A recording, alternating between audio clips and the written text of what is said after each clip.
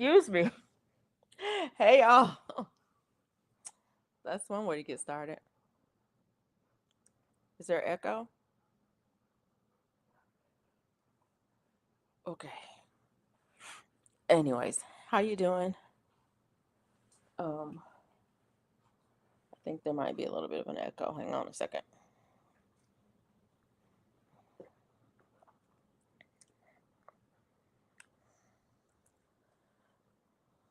Let me see. Mike. Maybe that's better. Hey, Mike. How are you?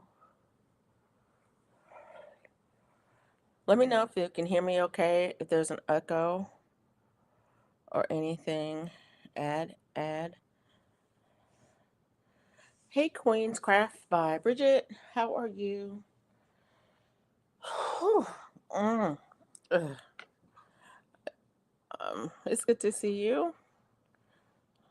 Hold on a second. See if I can get this a little bit bigger. I'm having trouble seeing tonight, so I'm trying to zoom in a little bit. Um, yeah, that helped. Um, and there we go. Get up here, Bella. I was can is the sound okay, Mike? Queen's Craft, Bridget, is the sound okay? Um, for some reason, I feel like there's a little bit of an echo. I feel like I'm hearing a little bit of an echo, but there may not be. Um, and then Bella is acting up. I just went to take her outside, and she didn't want to go outside. I mean, she absolutely just looked at me like I was crazy, and now she's acting like she wants to go outside. So I'm going to give her a few minutes to decide what she wants to do, and then we'll be good. Thanks, Mike. I was hoping I was going to try to. Um, set my camera up so you guys could see what I was doing, but I'm not sure I can do that. So I'm gonna have to probably wait on it till another time. Bella, say hey to the people. Hey, people. Yeah. Life is good. Okay, she wants out. Hang on just a second. I'll be right back. Come on, let's go. Come on.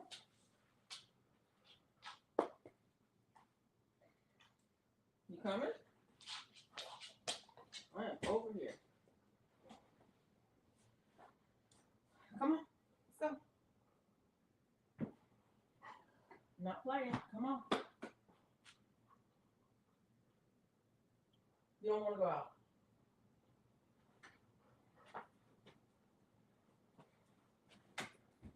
Okay. She's playing the game again tonight. I don't know what's going on. She's been fine all day.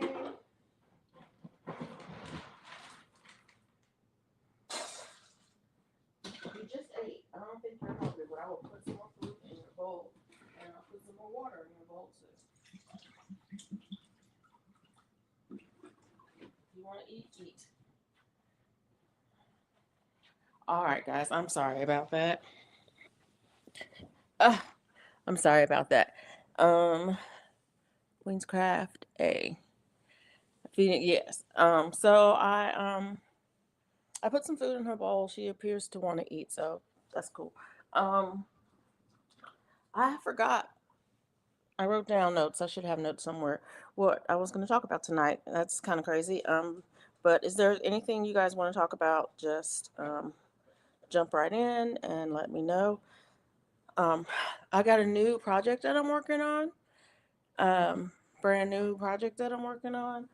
Um, my son saw a picture and he was like, "Mom, this is really cool. Can you make it?" And I was like, "I don't know.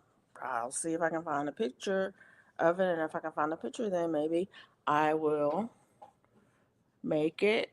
I'll try to make it." And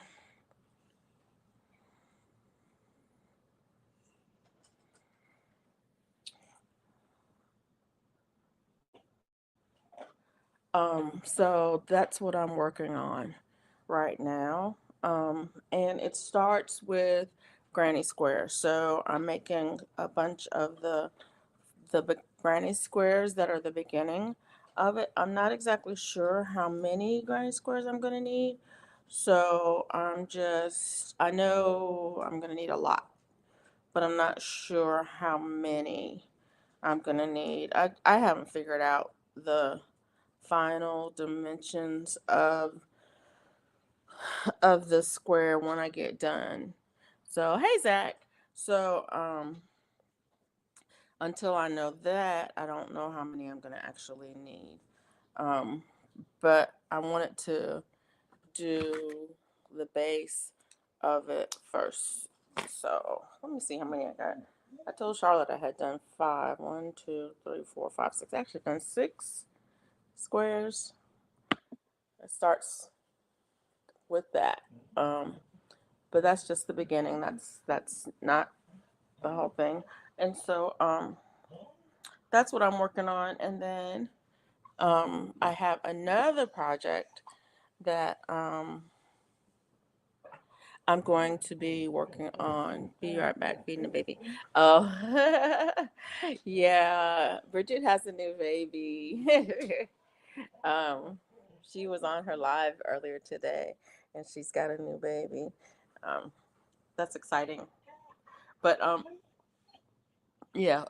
And so after that project, my other son asked me to make a blanket for him as well. Well, and I got the yarn for that, and so um,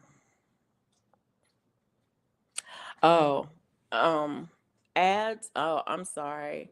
Um, I forgot to. I need to. I should have turned it off. I'm sorry. Just you can skip them, Mike. If the ads. Um, I need to figure out that whole thing. I don't like the ads to come on during the live stream. I like rather for them to come. I usually turn the ads on after the live is over because, for one thing, I don't know what's gonna pop off at during the live stream, and sometimes things pop off that I end up that once the live stream is over, I'll just private it anyway. But yeah, yeah, and I also don't know what ads they're putting on here. That's the other thing. Bella, if you seriously, seriously. Okay, guys. I will be right back. No, ma'am. Y'all heard her.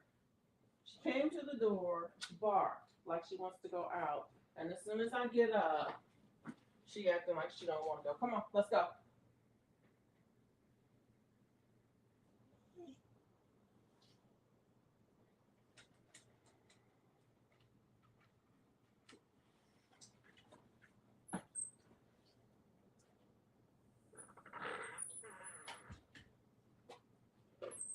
Come on.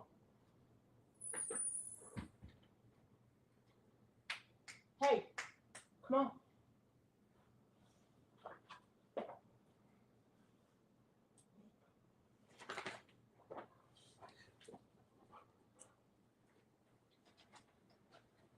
That's twice. You see? That's twice. That's twice she's done that to me. I'm sorry. It's twice. I keep getting cereal ads. I don't know if it's trying to say I need to eat breakfast or not. Oh, that's crazy. Um, yeah, that's twice she's done it to me. Now she's standing right in front of me, acting like she's fine, but I know what's gonna happen here in a second. She really wants to go out. I don't know why she's pretending otherwise. But anyways, oh, what was I saying? Oh, projects. So my next project, after this one, is another blanket. I think I'm gonna do a granny. Um, I think I'm gonna do a granny rectangle for that one. I got some really pretty yarn, which I think I've already put away, so I can't show you guys. Um, today, but I think I'm going to do a granny rectangle for that one because I've never done the granny rectangle.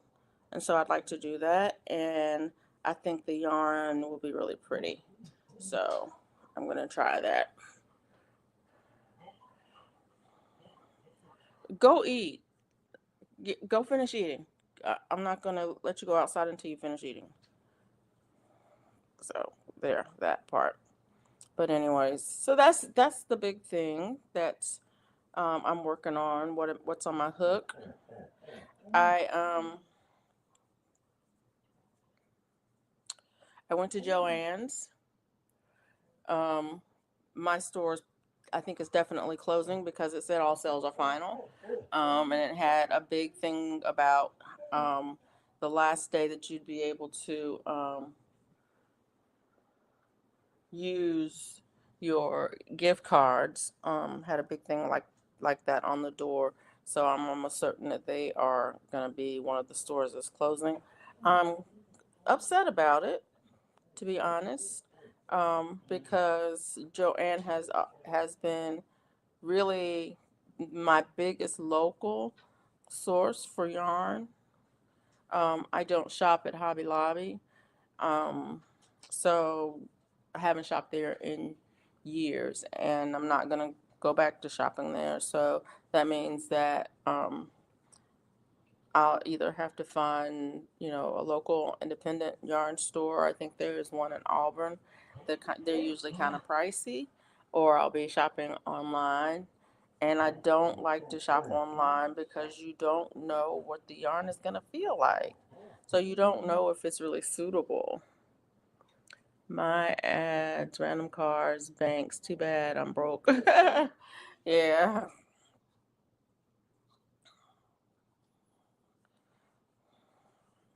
I'm going to write myself a note to make sure I don't turn the ads on until after the live stream next time. I don't know if I can do anything about it right now. But they shouldn't, well, anyways, I don't know what's going to happen. I have no idea how that works.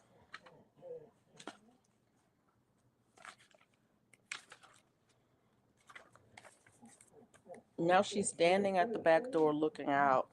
Um,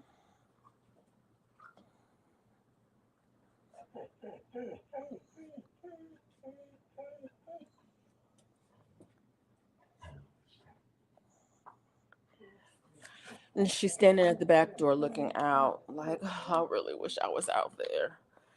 But there's still food in your bowl. Go finish eating. Go eat. Go eat. Um, this morning I had a black screen thinking was the host. It was the stuck ad. Oh, oh, yeah. Uh, okay, I'm gonna try one more time with her. Um, if she doesn't go out this time, she doesn't know what's gonna happen. I told you to eat. Come. I told you to eat earlier. You didn't want to eat. Now you wait till I get up. We're going outside.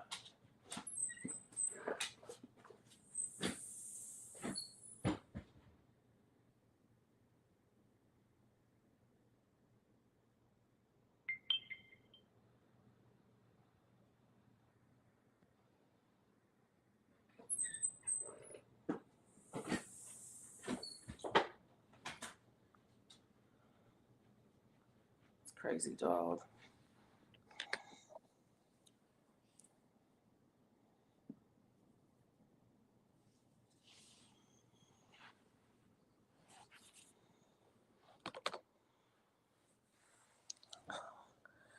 Anyways, there we go. She's outside. I refreshed 3 times. It turns out the ad finally played, and I could see the video.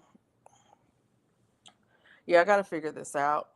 All this is new to me, and I'm not sure what is what as far as processes.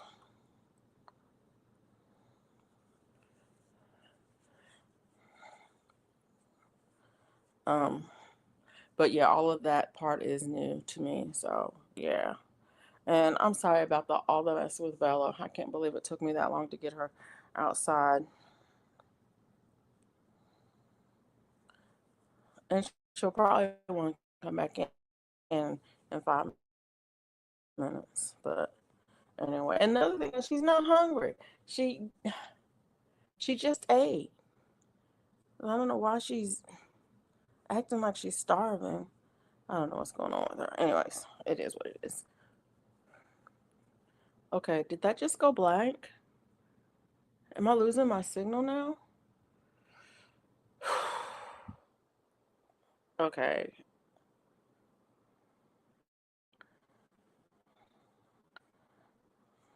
One, two, three. This is driving me crazy. Yeah. Anyways. Okay. So I was wondering, um, for the gardening people. Hey, 755 Media, thank you for coming in. It's good to see you. I was wondering for the gardening people, what did you get done this week? Did you get anything done this week? Yeah, that part. Oh, I'm delayed. Oh no. Something's going on. I don't know what's going on. Is there something I can do on this end? I don't think they should put ads if they're not monetized. Your video doesn't match the sound. Okay, this is actually driving me a little bit crazy. Hold on a second, guys.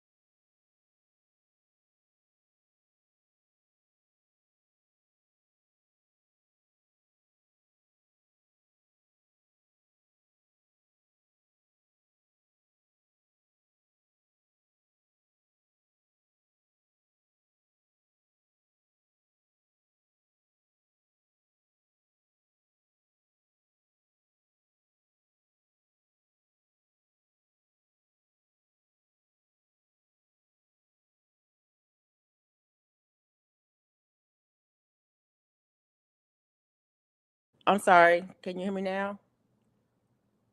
Okay. I don't know. Technical difficulties tonight. Is it Mercury retrograde? It is not Mercury retrograde. I don't know what's going on. Technical difficulties now, but you can hear me now. Okay, great. Um, um, I don't know what's going on. I had things blink a little bit, like maybe my like maybe my internet was glitching or something. I don't know what that was all about. Um, and so, anyways, yeah.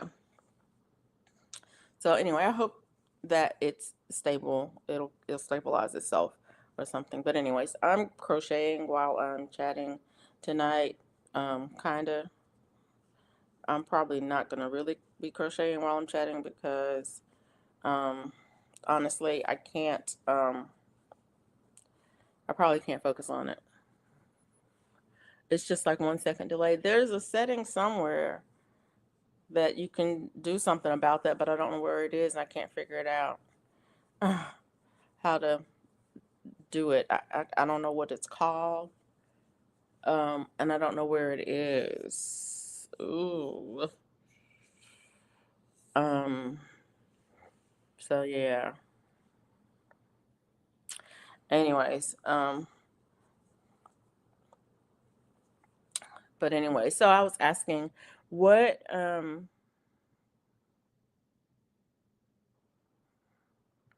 what um what preparation have you done for this year's garden season in the last week? And to be honest, I haven't done a darn thing. I mowed.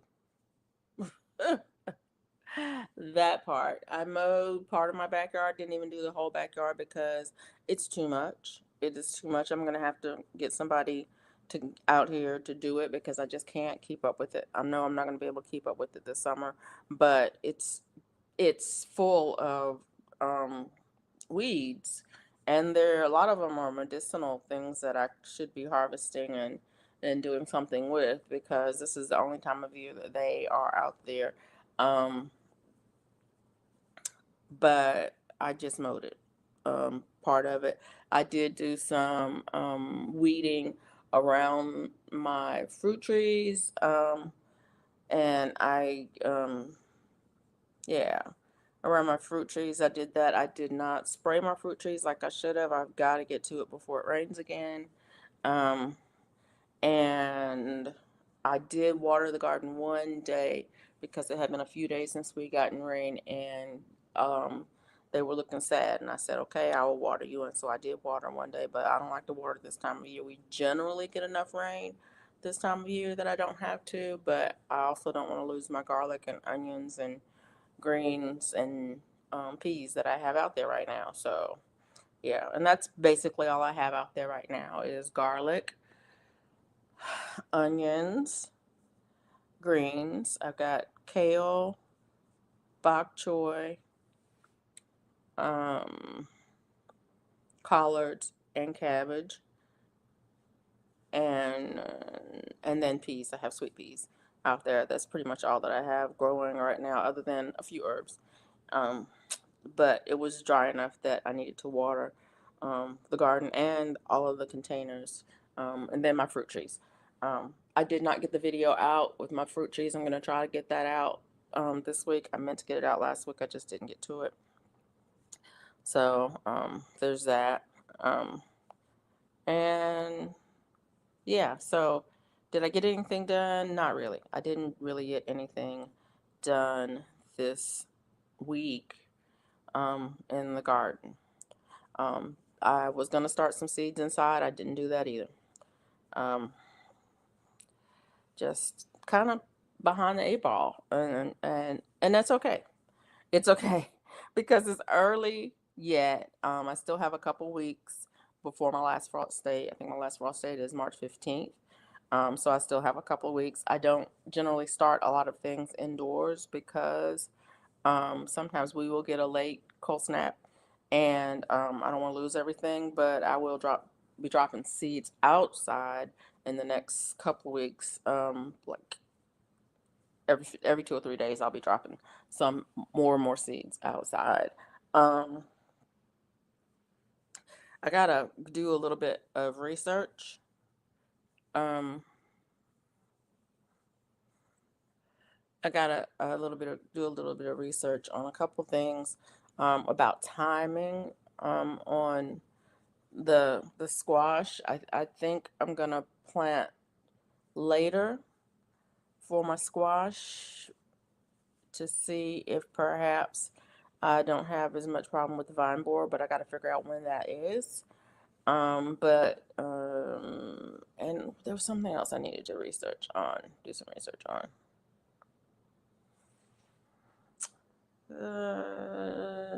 I forgot. I forgot. I forgot. But anyways, anybody doing any garden work? Um, any pre-garden work? Any inventory on your seeds? Any purchasing seeds? I think I showed y'all last week the seeds that I purchased. And did I show you? Did I show y'all last week the seeds that I purchased?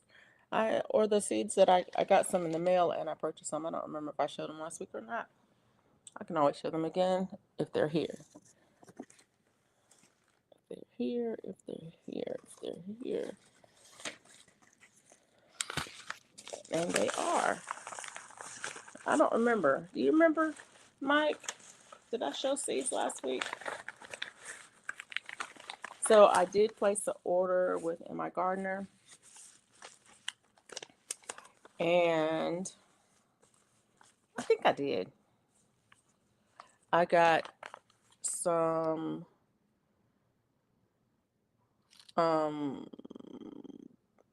Roselle hibiscus, or what do they call it? Sorrel, Jamaican sorrel, they call it. It's called many different things, but yeah, that. Okay, Mike. I got 2 packs of those. I also got some parsley. I don't know why I got parsley, because I think I have plenty of that, but I got some parsley. I got some lemon mint, and I got some Roman chamomile. I was looking for the Roman chamomile. I have German chamomile, a lot of it, but I didn't have the Roman chamomile. And M.I. Gardener always sends one of these empty seed packs for your seed saving. And it talks about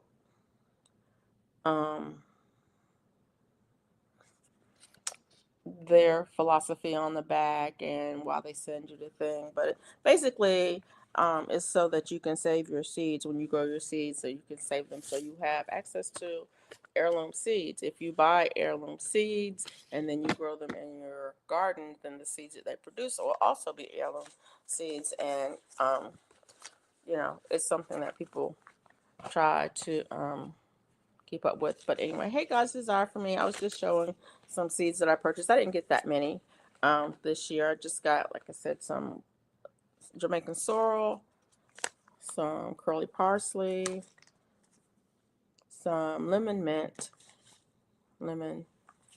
and some Roman chamomile from M.I. Gardener. I also won some seeds. I don't know if I showed those last week or not.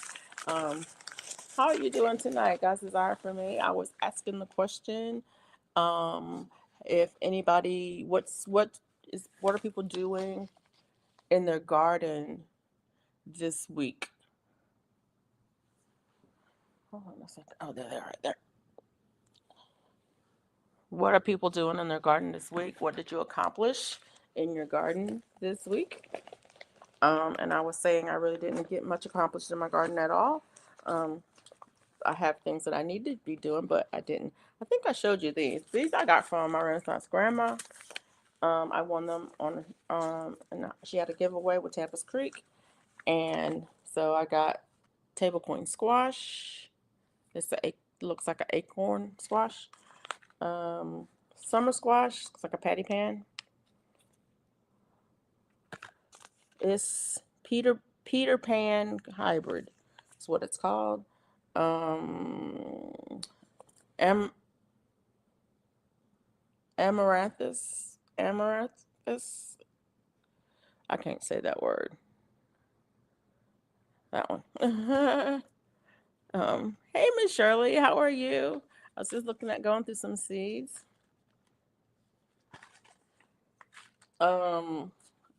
Okra.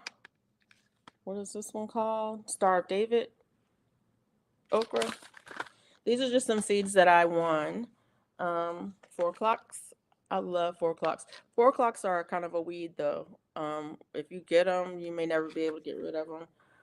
They spread and all that kind of stuff, but they smell so good. Late in the afternoon, they smell so, so good. This is a basil, which I love. I have tons of basil, and I plant tons of basil everywhere. Beefsteak tomato. This was one. I, spin the wheel, you win. Seeds. This is one. I'm still going. Spinach. Which one is this? Bloomsdale Longstanding.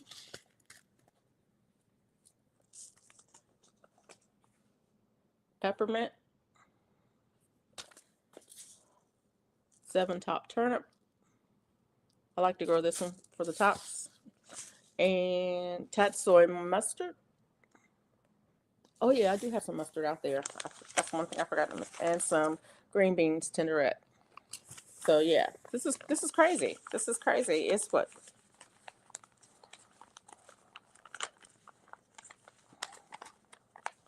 12. I won 12 packs of seeds from my Renaissance grandma's. She in Tampa's Creek had a giveaway, and she was giving away lots of seeds. And yeah, yeah, I have not put these up because I'm gonna plant some of all of these. Except, well, maybe not. I don't know. I'm gonna plant most of them. Anyways, um, can't I keep losing stuff? I put stuff down and I don't know where I'm putting it. Okay, that's okay. It's okay. All right, I'm good. Anyways, I need some water. What do you guys? What's in your cup tonight? What are y'all drinking? This is water. I think. Yeah,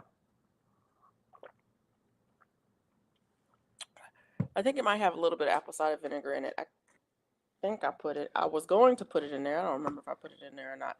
See, that shows you. I can't even remember, and I can't taste it. So I don't know if I put it in there or not. No, I think I did. Oh, let me tell y'all about the apple cider vinegar. This is crazy.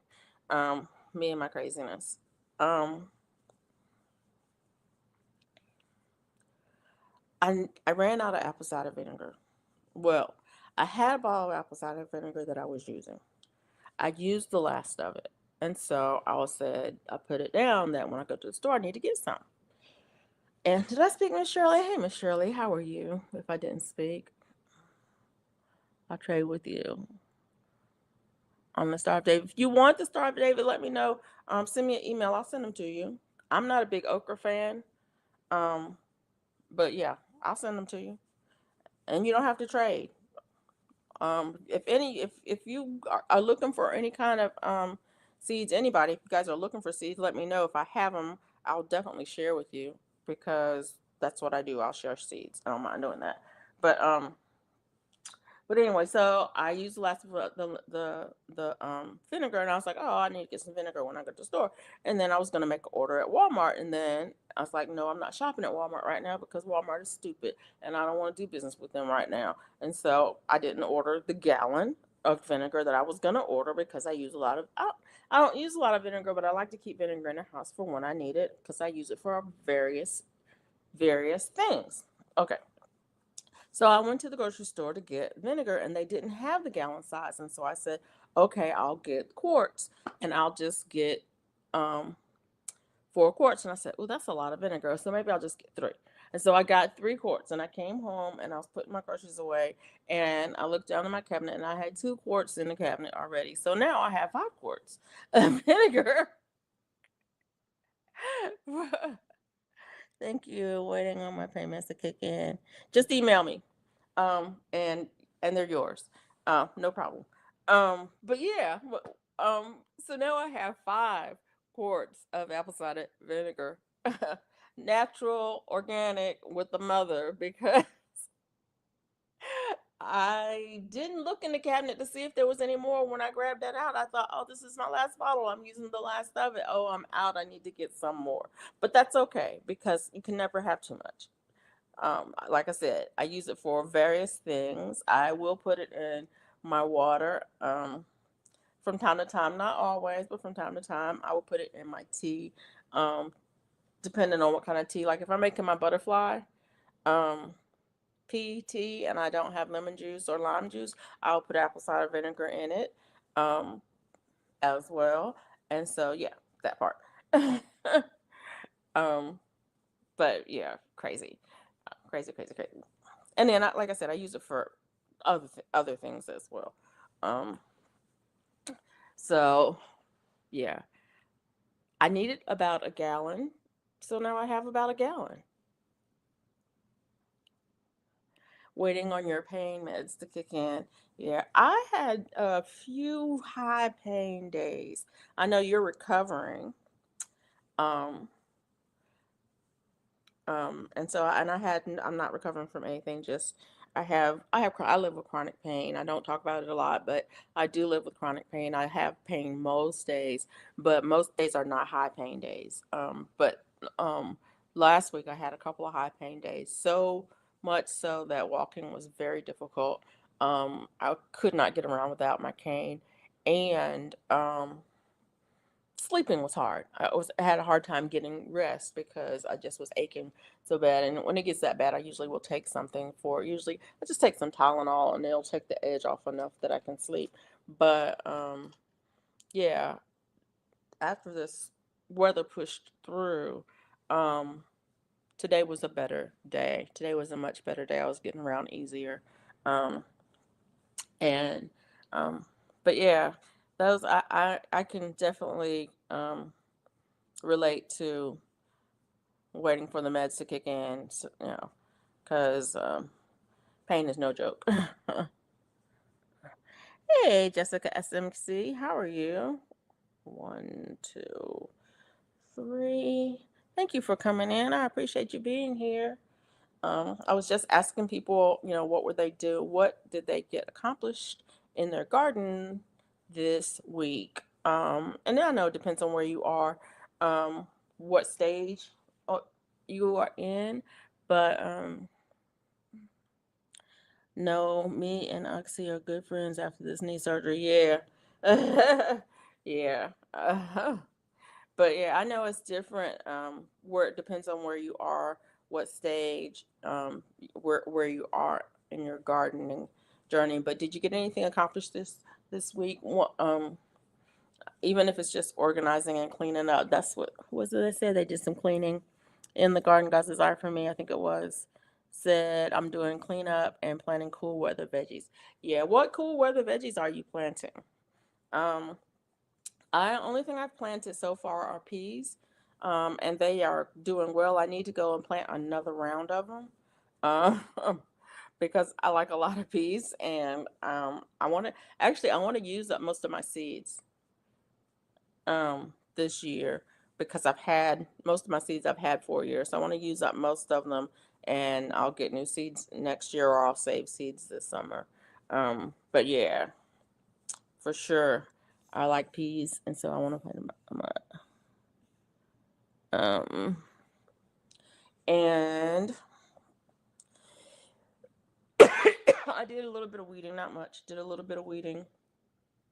Need to do a lot more of weeding, and I need to add some soil and compost to my beds, my garden beds. I also am going to do a new garden bed. I think I told y'all last week that I'm going to do a new garden bed. I haven't got it together yet, but I'm definitely doing a new garden bed this year. I want to do a green stalk, um, but I haven't. They were on sale. I found some on sale for $119. I should have bought it. When I found it, it wasn't on the Greenstock site. It was on a different site. But it was February, and I said I wasn't going to be doing that in February, so I didn't do it. Um, and so yeah, that's okay. They'll go back on sale again, and when next time they go on sale, I'll get them. Um, but yeah, I just want one or two. I can't really decide, but I do want one or two green stalks for mostly for herbs. I'm kind of hit or miss with my herbs. I don't really have a dedicated area for them. They're right now in containers here or there, and so I want to, maybe have a green stalk dedicated to growing herbs. Um, and maybe some other things too, but definitely mostly herbs. Uh, and that's what I want to do, but I haven't done it. I did move some boards. This is funny. This is how I do everything. I do it in stages and phases. I've got about a 15-minute window. I figure I can do anything for 15 minutes. I don't care how bad it is. For 15 minutes, I can do it. And so I'll set a timer for 15 minutes, and then I'll go and do the thing. And so when I'm outside and I really don't want to be outside and just life is lifing, I will um I'll set a timer. And so that's what I did. I set a timer, and I have some old boards, some old what are those things called? Pallets that are rotten and I needed to get rid of. And so I said, I'm gonna set this timer and I'm gonna take all of these old boards and I'm gonna throw them away. And so I did that. And then it's like, okay, I can do a little bit more. And so I set another timer and I went and I got some boards, are old fence boards, and I moved them from where they were not being stored well and moved them over closer to the house so that I can cut them to provide I want to I want basically to provide a barrier between the ground and some of my containers because I don't want what's in them to grow through the water holes or the bottom of the container into the ground because then I'll never be able to move them. And so I got some boards for those, and I haven't cut them yet, but they're stacked right by the back door. So all I need to do is get my saw, plug it into the outlet that's right there where they are, and cut them, and then I can go ahead and fix up that area. So that'll be a little bit neater and safer because the boards that are over there are rotten. And you know, surely I will step on it and twist my ankle or fall down and break my arm or something like that. So in order to not do that, I'm putting in newer boards and taking out the rotten ones and throwing them away. So yeah. So that's my little method of getting things done is the 15 minutes. I'm planting kohlrabi, broccoli, cabbage, collards, and cilantro. Yeah, I'm revamping my garden with all these wood chips before planting and going over plans for a hoop house. Nice. Really nice. I'm not even sure if I can have a hoop house. This living in with the HOA is kind of crazy. But anyways, I'm not worried about it. I'm not worried about it at all. Um, but yeah, it's very nice. Um, I have not had luck with cilantro. I planted cilantro and culantro last year in winter sowing. They both germinated and they both bolted in the winter sowing container. Before I could even get them out to transplant them someplace, they bolted right in the container. It's like, okay, fine, we're not going to do that again. But it gets so hot here that winter sowing is kind of an iffy thing. Um, we've had 80 already. And then the next week it was 22, 22. Yes. And then this week is back up. It was 70. I don't know what it was today. Let me put it in here. I don't remember what it was today. Well, let me look to see what it was. Um, the high today was 68. It was 73 in the garage today. The high tomorrow is supposed to be 74, and the high Wednesday is supposed to be 79. And so we go from a low, we had a low 2 days ago. 2 days ago, we had a low of 22, and in 2 days from now, it'll be a high of 79. So, with those kinds of swings, with the winter sowing, things can get too hot in those containers. And that's what I had happen last year. Now, my chamomile did fine. The chamomile germinated fine, and I got 6 or 7 plants. It's on the video. I did a video of it. It's on the video how many plants I got from the chamomile that I did in the winter sowing containers last year. But I didn't do any winter sowing this year. I wasn't sure what I wanted to do, and so it's like whatever. Um, it'll be all right. I have plenty of containers that I could do it in, but I just didn't. I just didn't. Anyways, my wife's outside in the dark filming a rabbit. Yeah, we don't film outside in the dark anymore because the creepy crawlies are out. The creepy crawlies are out. Um, Although it's cool. I mean, right now, let's see, the temperature right now is 48, I think. So let me see what it is.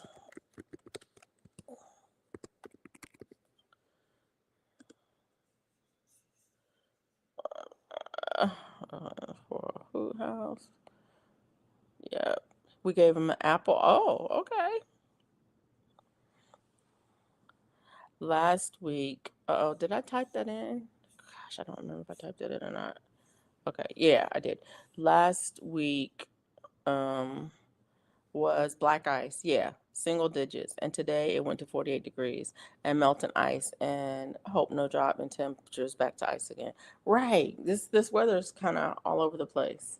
It's kind of all over the place. And did you see the flooding down in South Florida, Key West, south of Palm Beach, Lake Okeechobee area? Yeah, crazy. Weather for Montgomery. Conditions are fair with a temperature of 49 degrees. Okay. Fahrenheit. The wind is blowing from the south southeast at 1 mile per hour, and the current humidity is 95%.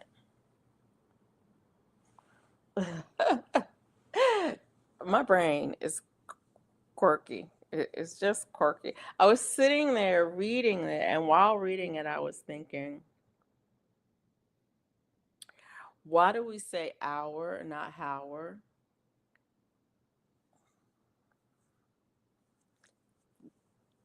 Why do we say humidity and not humidity? See, that's my brain. Sorry, that my brain does that. It's like we can't make up our mind if we're going to pronounce H's or not. Are we going to pronounce them or not? Oh, is it honesty or honesty? Yeah, that part.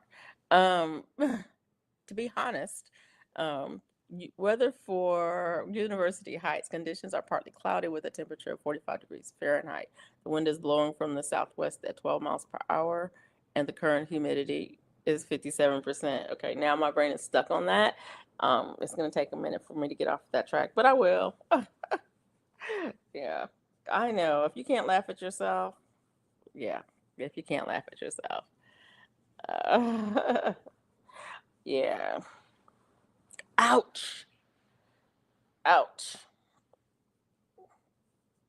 But anyways, oh yeah, and I'm working on granny squares. I've got six, one, two, three, four, five, six done. I'm working on number seven. I have to do a lot. I'm gonna show you. I can show. Well, I won't show it to you. I'll let it be a surprise. I think I've shown it to you guys before. My son saw a picture and he liked it and he said, "Mom, can you make that?" And so that's what I'm working on. And it starts off with the granny square, but I don't know how many I'm gonna need because the granny square you add on to it after you make the first color, you add on to it, and it's gonna have six, I think 6 or 7 colors. Okay, so it's not gonna end up being this big. It's gonna end up being maybe this big. So I think I might need only about 30. If it was going to be this big, I'd need about 100. But I think I may, because it's going to be that much bigger, I might need between 30 and 50. So, but I don't know yet. I won't know until I actually do one full square, um, how many I'm going to need. But I don't want to do one square yet. I want to do um, I want to just do the white. I'm going to start with the white um, and then move to the next color. But I'm going to do one. I am going to do one full, so I'll know how many I need to do. But right now, I just want to get started on the white ones because I want to get a good bit of it done. Um, and I know how to do this without having to look at the directions, which are not good because it's a chart. It's not written out. I need to go through the chart and figure out what everything means on it. So this part is more of something that I can do and talk and do other things and get it done and knock out a good portion of it without stressing over the pattern. And the thing of it is, even if it doesn't come out right, it'll still be something that is usable. Weather for Fayetteville. North Carolina, not Fayetteville, anyplace else. Um, Conditions are clear with a temperature of 45 degrees Fahrenheit. The wind is blowing from the north at 1 mile per hour, and the current humidity is 69%. Thank you, Nightbot. You're working hard. Nightbot is working hard.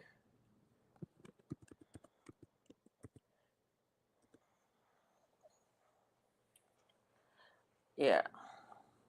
And so, what did I say? I forgot what I said. Yeah, I cannot remember from 1 minute to the next half the time. Are you kidding me? Are you absolutely kidding me? So yeah, sometimes I can't remember from 1 minute to the next what's going on. I wanted to see.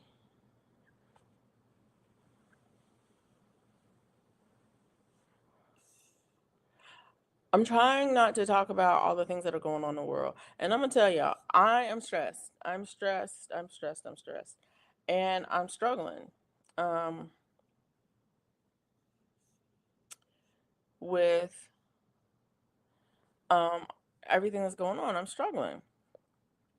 And so it's hard. I don't know. Are you guys okay? Is everybody okay? I guess that's the question. Okay, pain meds working, going to sleep. Everyone have a good night and day. Okay.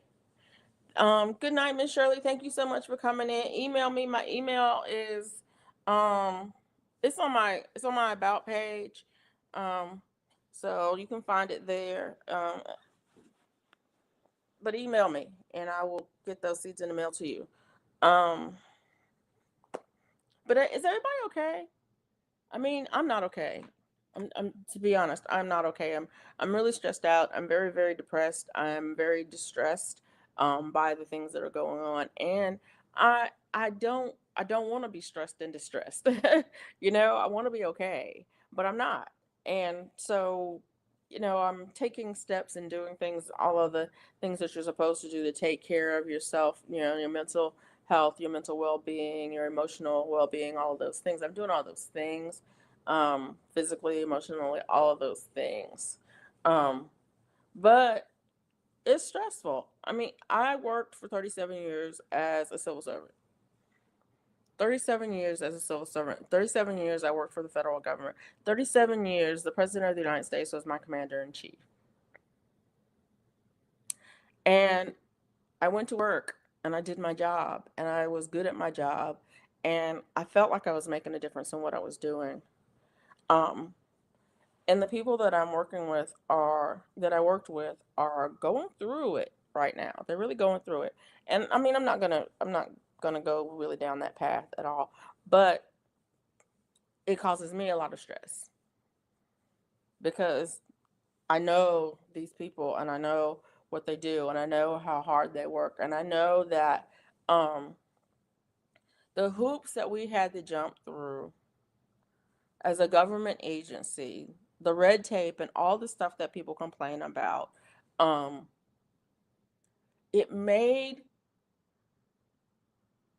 our lives and our jobs difficult, but it made the work we did that much more valuable and it made it mm, the best possible place to do the things that we did was here because we had to jump through so many hoops, is what I'm saying. Because we had to jump through the hoops, because we had to go through the steps, because we had, the public scrutiny, because we had the cameras on us, because we had because we were working for the taxpayer, it made it it made what we did better.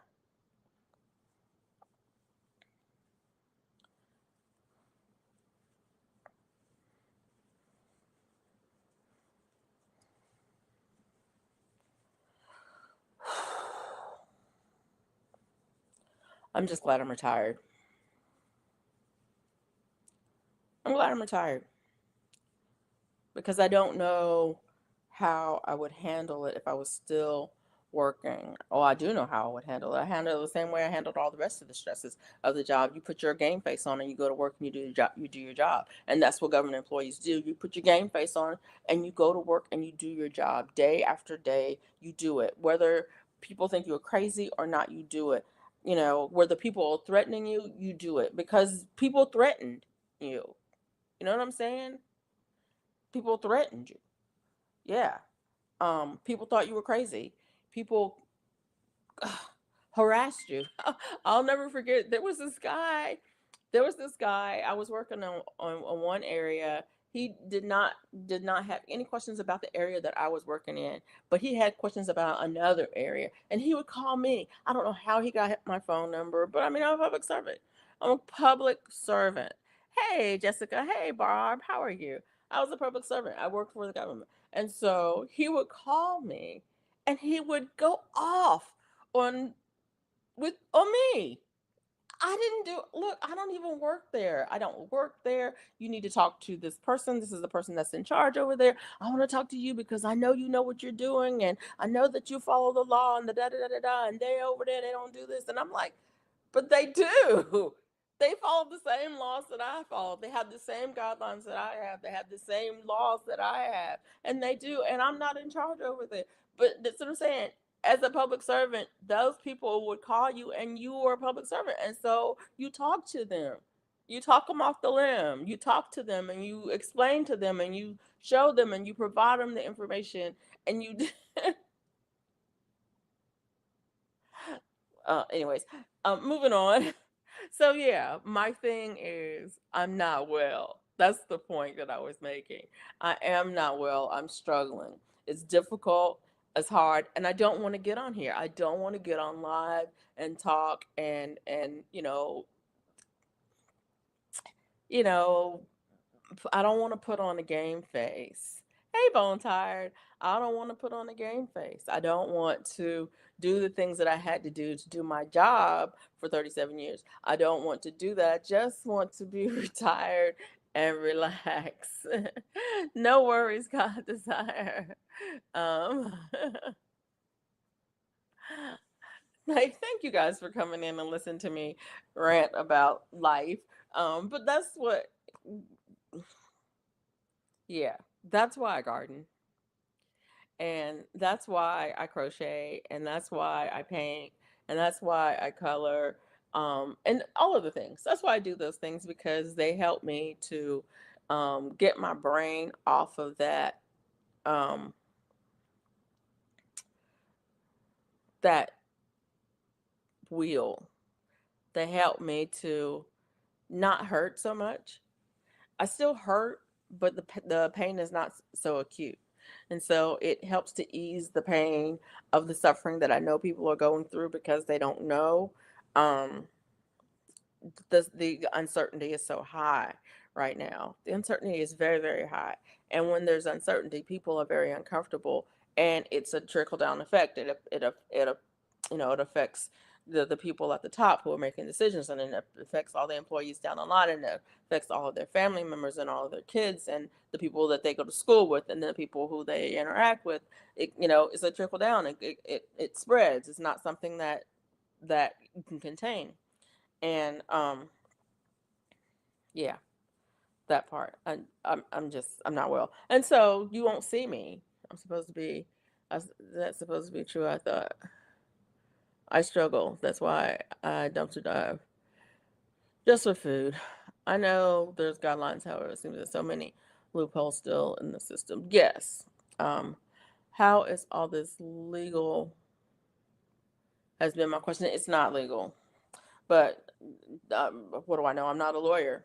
Um, um, I'm not a lawyer, so I don't know. But yeah, yeah.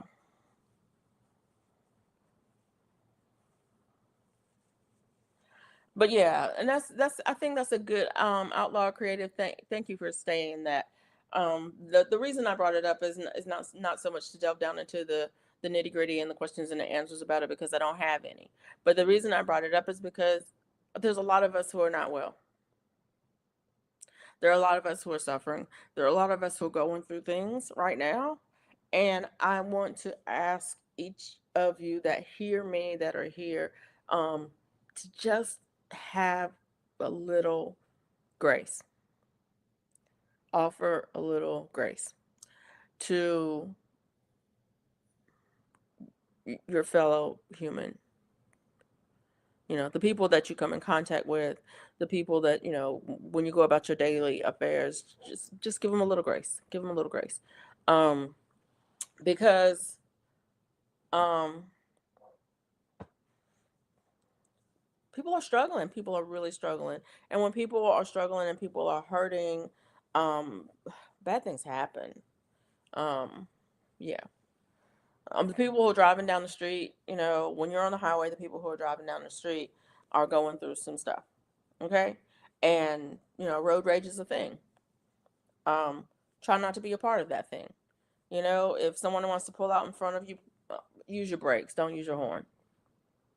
I thought, I mean, I know it sounds, maybe it sounds crazy. Um,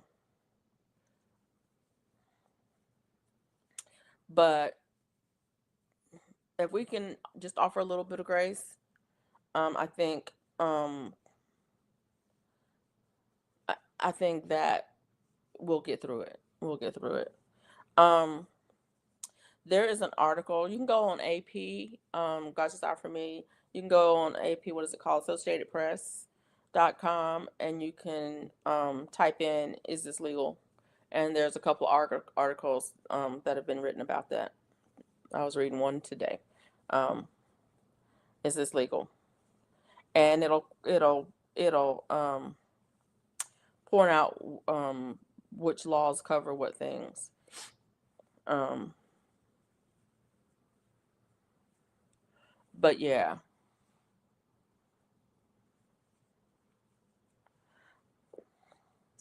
it's interesting to me how as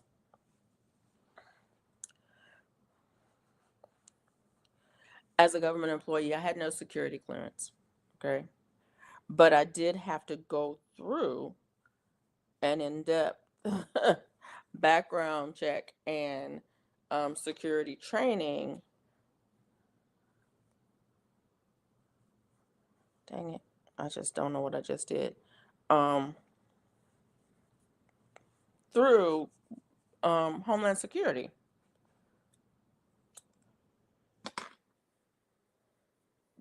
just to do my job. Oh, I'm sorry. Yeah, Outlaw Creative, you have to put an explanation point before whether, no space in between it. Explanation point, whether, space, and then your zip code. And it will do yours. Zip. This one looks wonky. I'm going to trust the process though. That's number 7. Um, and yet, and I'm telling you, that process took a long time. It wasn't a quick process. Um, Before I was given access to a computer. And yet,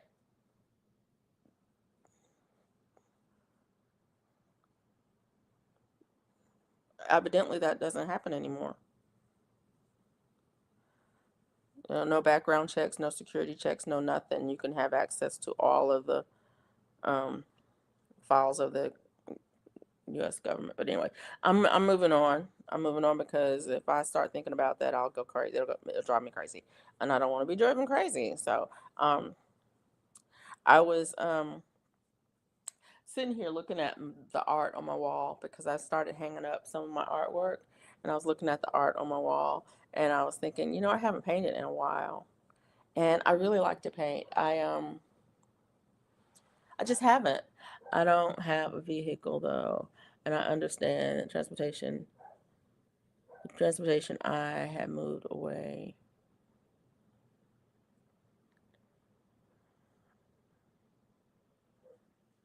Oh, yeah. I don't know where you live, Outlaw. But this town I live in is not very friendly to bicyclists. Um, do you say bicycle, or yeah, yeah. There are few places where you can ride that's relatively safe, but for the most part, this town is not very friendly to bicyclists. Now, some of the college towns are more so, um, but yeah, not here. I'm livid over what's happening, but feel helpless. I think many of us feel the same way. Yeah. Um, I just, I don't want, really, I don't want to dwell on it, but I just want to say that if you see that I'm not online, I'm not online because I can't stand to hear one more story. One more story is a tipping point for me. And so I'm like, okay, then I'm just going to shut down. I'm going to shut down the internet for the day. I'm not going to do any internet for today. I'm not going to do any news for today. Okay. Um, I'll do it for you, Outlaw. Hang on, no problem. 72455. Yeah, it's a no space between the exclamation point and weather, and then at one space but no underline between the weather and the zip code. There you go. Weather for Pocahontas? Is that right? I can't even read. Conditions are clear with a temperature of 45 degrees Fahrenheit. The wind is blowing from the south southwest at 8 miles per hour, and the current humidity is 84%. Um,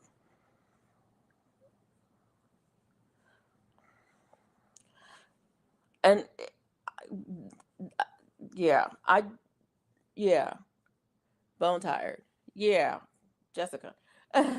Well, I guess all I'm trying to say is that, you know what? People are people, and we have the same basic needs. We need shelter, we need food, we need relationship.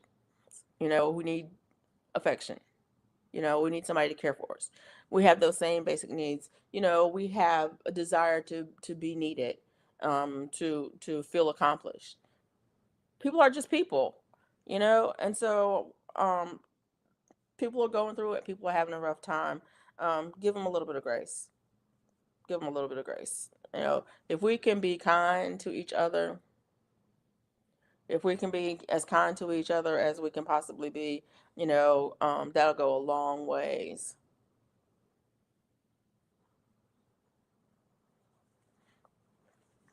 I have to say, where I worked, um, I have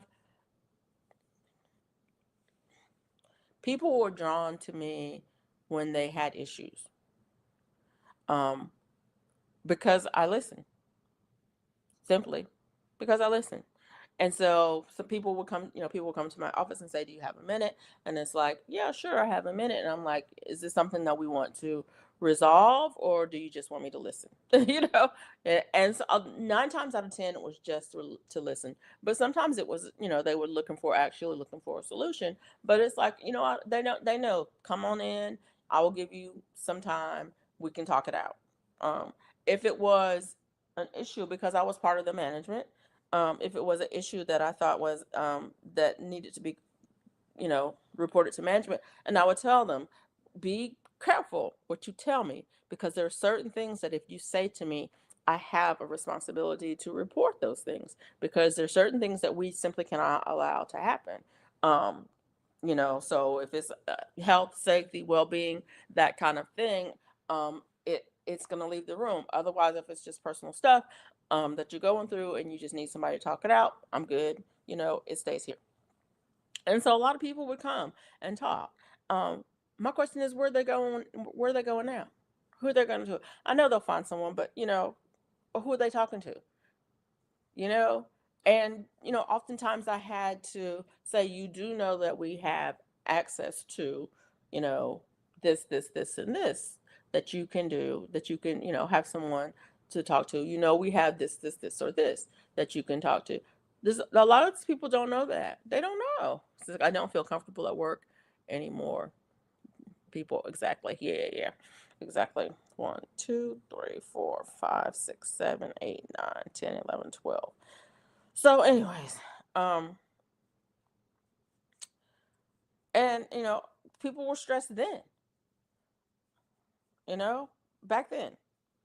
Um, and, I worked through, like I said, 37 years, I worked through a lot of administrations. So, that's, there's certain things that you just expect, what's going to happen. But anyway, can you even trust sharing your feelings? Some people you can't, and some people can't. One of the things I can say, I can honestly say, is that if people, um, if you want to talk to me, it don't go nowhere. It doesn't go anywhere because I have trust issues. I have been burned, and I'm not gonna be that person. I refuse to be that person. And I think people knew that when it came to me, that I'm not gonna be that person. But I also, you know, um,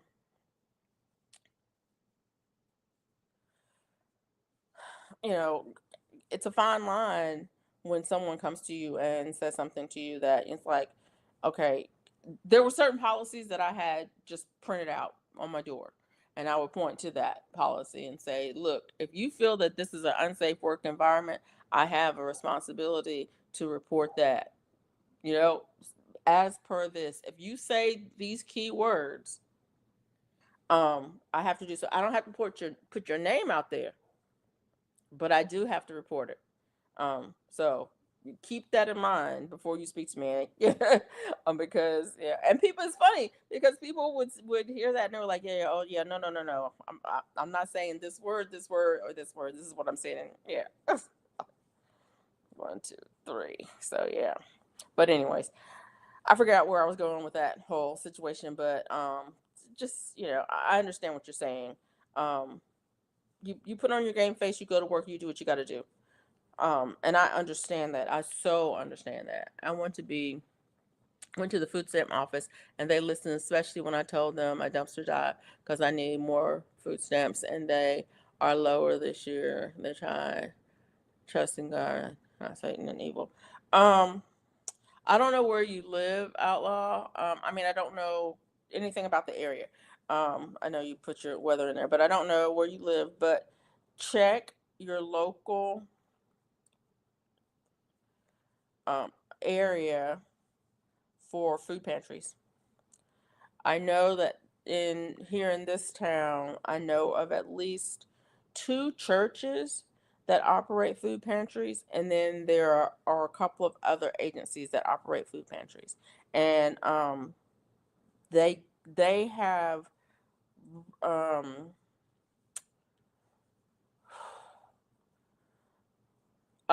and food banks. The state probably has a food bank.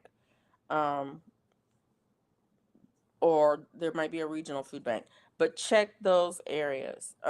Check those because they're out there. And here's the thing about most of those: most of them are underutilized, and if they're underutilized, then they can lose.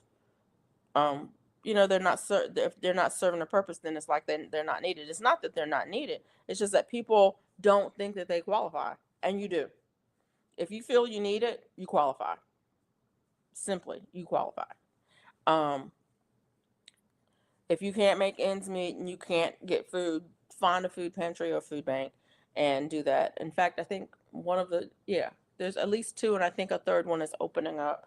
And I know every year when I was working, our office donated hundreds of pounds of food to the food pantry. Um, and not just our office. It was That's just what people did. They did. The church does it. They have the donation things that are there all the time. They make a run all the time. And then in addition to those, if you're having trouble finding food, in addition to those, look for there are other the easiest way I would say to be able to find those places is to um talk to a church. And it doesn't really matter what church it is. But like First Baptist or First Methodist or First Anglican or First whatever, talk to somebody there and ask them, do you know of a community food bank? Do you know of a community soup kitchen. Do you know a community beans and rice? We have there's a beans and rice mission ministry or something. I don't even know what it's called here. That once a month they hand out, one of the churches hands out beans and rice, and it's a drive through. You just drive up and they hand it to you. That's all. They just hand it to you. You don't have to fill out no paperwork or nothing. You need beans and rice. They go through the drive through and you get, I mean, it's not like a drive through window or anything. It's a parking lot. You drive in the parking lot. They tell you which way to go. They hand you your beans and rice and you go. Okay. And so you can,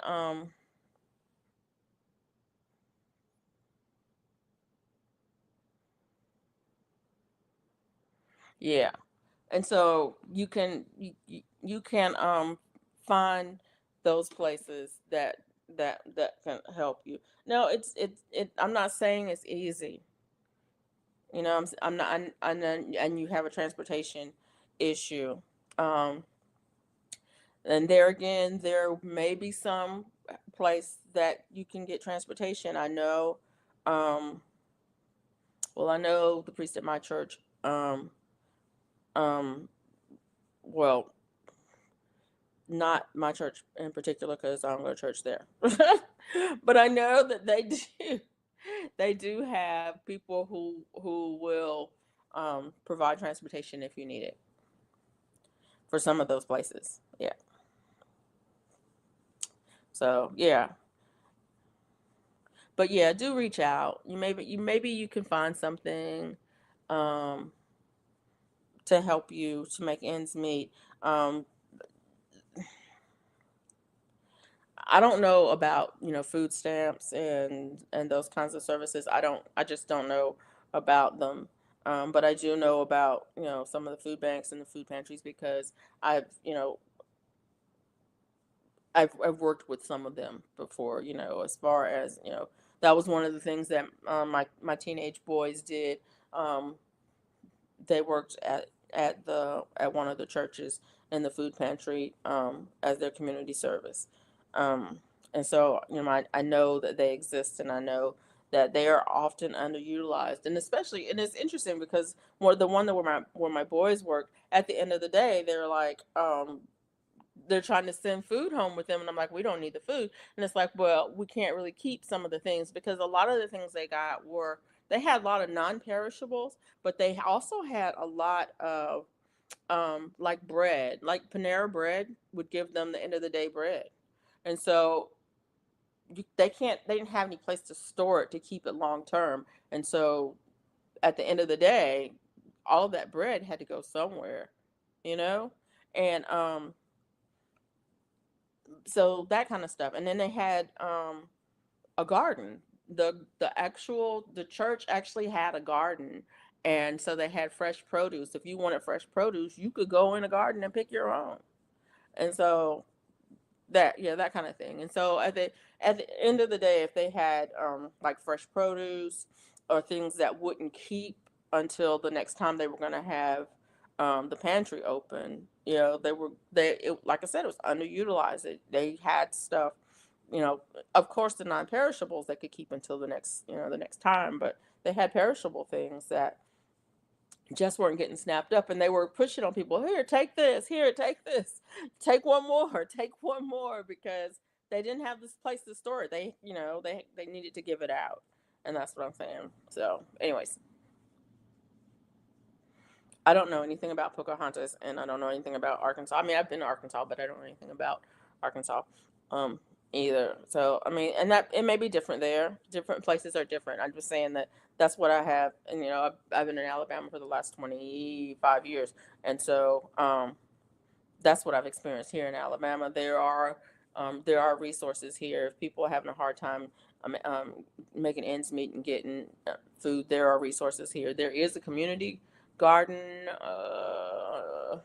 somewhere in town. I can't remember exactly where that is. At least one church that has a community garden. I know there's a beans and rice um, thing that happens at least once a month, and I know that there are two church-run food pantries, and I know that there's a regional food bank here. Um,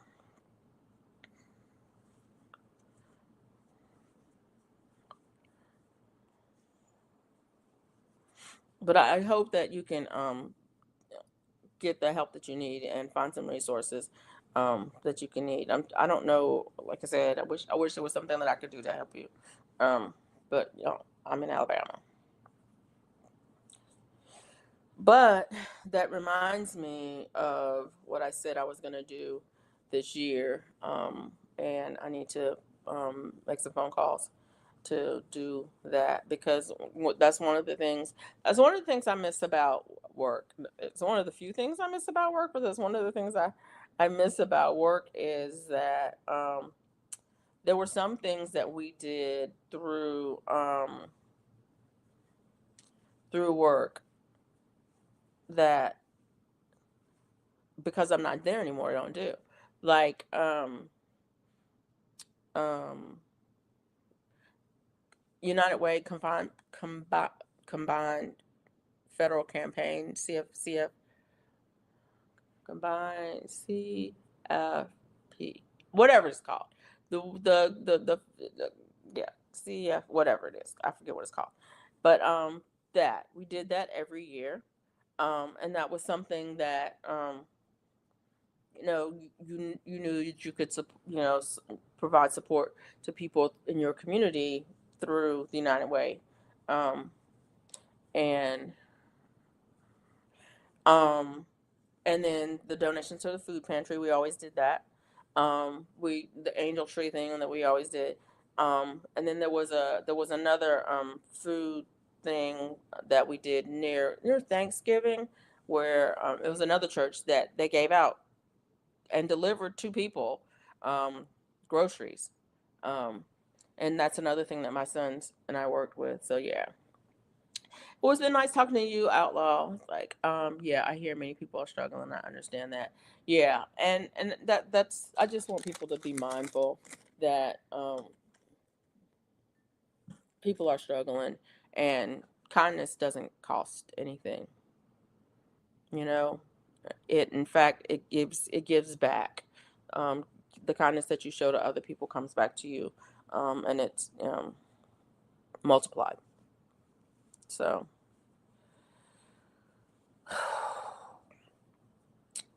yeah, that took a lot. And that's how I've been feeling um, a lot of days that it just takes a lot to do the normal everyday things. It takes a lot more energy than I have to give, and I'm exhausted. And then I was on Charlotte's live earlier tonight, and she was talking about she's not been sleeping well, and I was like, yeah, what sleep? What is that? I sleep okay, but I don't sleep when I need to sleep. I'm awake when I need to be asleep. I'm asleep, and then I want to be asleep when I need to be awake, but I can't because I have things I have to do, and so yeah, that part. It's like, yeah, one, two, three, four. And so this pattern starts out with 5 rows of granny square. And let me see how many of these. One, two, three, four, five, six, seven. So I'm on number 8. If I can get number 10 done tonight, then I think I'll switch to the second color. Um, I really appreciate you guys coming in. I know I probably say it a lot, but words can't express, how I feel about the time that you spend with me. And if you guys are watching, anyone who's watching the replay, thank you because we have a strong replay um, gang here. Sue, uh, President and CEO of the replay crew, thank you so much. I appreciate your support. Um, and all that you do. In fact, Sue, if you're watching, email me because I have something for you, and I need to get an address to send it to you. It's just a little something. It's nothing major, but email me. My email is in my about page. Um, I guess I could put it on here. If I can find it, I can put it on here. I don't know if this switch is the right one. Is that it? Um, that's my Cash App. That's my website. And that's my email. There you go. So yeah. So yeah, I put my email in there. But yeah, Miss Sue, if you are watching this, email me please. Because I do have something for you as president and CEO of the replay crew. Ah, sometimes I trip. I just crack myself up. I was watching something the other day, and they said, what did they say? Oh my God, I forgot what they said. That would be crazy. I don't remember what it was, but it was the equivalent of kick rocks. But it's funny because I hear people say kick rocks all the time, but this person said something different, and I was like, oh, that was cool, and I wish I had written it down because now I can't remember what it was. But yeah, it's like kick rocks.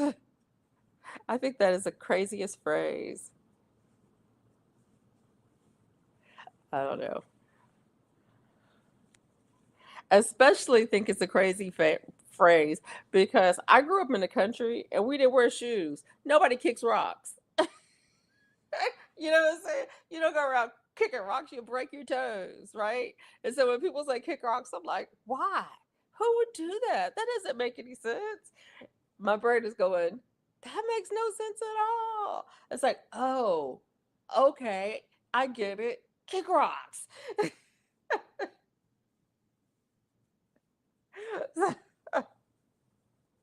Okay, I'm cracking myself up. Y'all just don't know. Sometimes, yeah, the funny. So there was something else. Oh, let me go back and look. I gotta go back and look. See, it's funny when I was making the creating. Oh, okay, living. I did talk about everything, growing, creating. I did my new thumbnail. Did a new thumbnail today, and I was trying to figure out what I wanted to look like. I'm like I don't like the other one anymore. I don't. It's not like I don't like it. I'm sick of the other one. I want something new. Let's do one. Oh, I have this picture. Let me put this picture over here. I didn't really like the picture. I really didn't want to do that picture, but it was like it's what I had, and so I did. I did a new thumbnail. So I got my new thumbnail up, and it's okay. I don't remember what I put on it. I was like, I don't remember what I said. I don't remember what it was about. I did not have something in mind? It's like, let me go back and look at it. So yeah, I did talk about gardening at the beginning. So there's that. And I did talk about life a little bit, and I did talk about creating things about talking about growing and creating and life. And so that was the thing for today: growing and creating and life. But I wanted to talk a little bit more about creative because I think that, and I could be wrong, but I think that for a lot of people, um, they they may have not been feeling creative in the last little bit, but I think that is going to change. I think that we're coming up on a time where people are going to be feeling more and more creative, and I wanted to say, do it. Um, if there's something that you wanted to do that's creative that you haven't done before, something artistic, something musically, a new hobby, a new craft, or something like that, do it, do it. If it's, I mean, in fact, somebody was saying something about buying something on Temu because you could get it for a lot cheaper. And if it's like if you're starting a new craft, then get the supplies on Temu because you can get them cheaper there. And if you decide that you don't want to do it in the long term, then you haven't spent a lot of money on it. And then if you decide that you really want to do it, you can get better, higher quality stuff later if you decide if you like it. So yeah, If you are feeling creative, you wanted to try something new, you haven't done it before, I say do it. And that's one of the things that um, is on my agenda for the next little bit is I've got a few projects, creative projects. Let me put this camera down a little bit so y'all can see a little bit more. A few creative projects that I'm going to be working on. I mean, the crochet stuff, yeah, absolutely, the crochet stuff. But I've got some other stuff that I'm going to be working on too. Um, because yeah, I got some creativity going on, and I need to get it done. We need to get some stuff done, and I think I'm feeling my energy shifting um toward focusing on those things rather than on some of the other things that are going on right now. And so, um, but if you're feeling it and you're hesitant about it, go ahead and do it. Because, like my kid says, YOLO, you only live once or twice or three times. I don't know how many times you live, but anyways, that's what the kids say. YOLO. Um,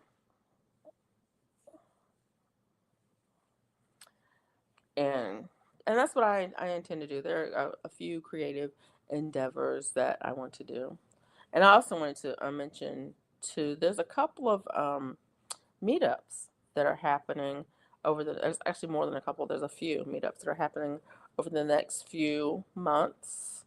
Um, if you are interested in those kinds of things, Black's Tropical Homestead um, sponsors the Soul Family Expo every year in Savannah, Georgia, the first weekend of April. That's coming up. I was going. I don't know if I'm going. Um, to be honest, I don't know if I'm going or not. Um, there is an Alabama meetup of folks who are on the carnivore diet, which I'm not on, but there's an Alabama meetup if you're interested in that. Check out Carnivore Kip for that. Um, there is a regular gun guy, I think, has his a regular meetup. It's going to be happening in Atlanta, I think, in June. Um, so um, you'll have to, I think is just a regular meetup is the um, name of it. You can Google it, and yeah, that's happening. And the Crawfish Kickback is also happening Memorial Day weekend in Texas. That's happening. Lake Ten Killer meetup is happening. Um, I forget where that is. That's also happening. There's another homesteaders or something meetup happening in Houston, Texas area um, coming up. There's a bunch. There's a bunch. So if you want to get out and meet other people who are into gardening or crafting or everything, I don't know if there's a crocheters meetup. I really would like to go to a fiber fest. I think it's up there in Pennsylvania, and I never can figure out when the time is to go. But I'd like to go to Fiber Fest one year, so I'm gonna figure that out. Look, y'all, it's a stack. This is barely, yeah, yeah. I got a long ways to go. I got a long ways to go, but yes, they're coming up. And if you are interested in that kind of thing, I'd say go and do it. I have been to a couple of them. I went to Soul Family Meetup last year and year before last. Had a great time. Um, like I said, I don't know if I'm going this year or not for reasons. Um, I had went to the Crawfish Kickback last year. Had a great time. I really enjoyed it. I don't think I'm going to be going back this year for reasons.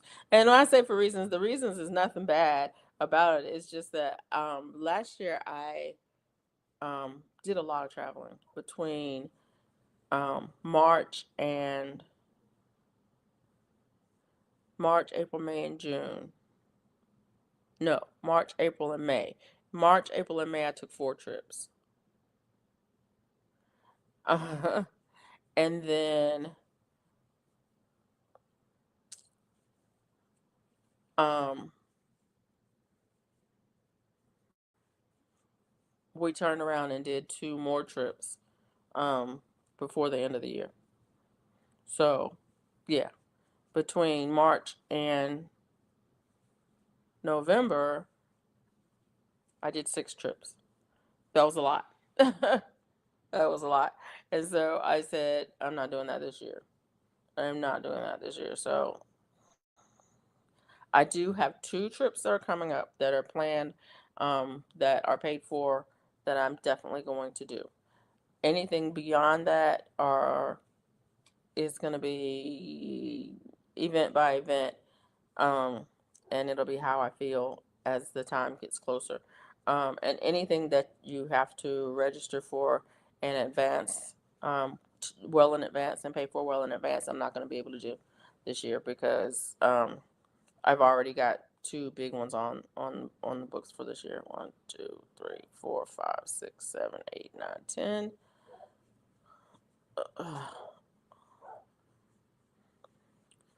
11 and 12. So yeah, but so when I say for reasons, yeah, that. Oh yeah, that's another one. So yeah, that was seven last year. Um, in as many months. So it was much, and I was tired. I really did too much. So Bella's barking. She's ready to come back in. I'll go get her here in a minute. Because I don't want to disturb the neighbors. Um, so yeah. Roller derby, St. Louis, Missouri. Okay. You know who does roller derby? What's her name? Angie? Is that her name, Jessica? Angie? Do you know who I'm talking about? She's a crocheter. Well, she's a knitter. She doesn't crochet. Angie's Treasures. Angie's my my my Fairy Treasures. I think is her name. Does roller derby. Well, she used to. No worry. But yeah, I'm glad you said it because it just reminded me that Angie does roller derby. Do you know who I'm talking about? My Fairy Treasures. She's a crafter, a knitter, and she does junk journals. She makes junk journals and other stuff. She does a lot of stuff. And she does hauls, Dollar Tree hauls, uh and that. But yeah, that's something I have never been to, but I would like to go to. Kinda. It's one of those kind of things like I kind of want to go, but I don't know about the vibe. I don't know about the energy there. I think the energy might be kind of weird. But it sounds like fun to watch. Yeah, that part.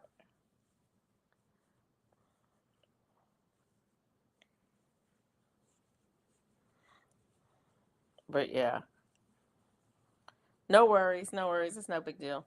Um, but yeah, I don't know. I think yeah, that's her name. My Fairy Treasures with Angie, Angela, Angie. I don't know.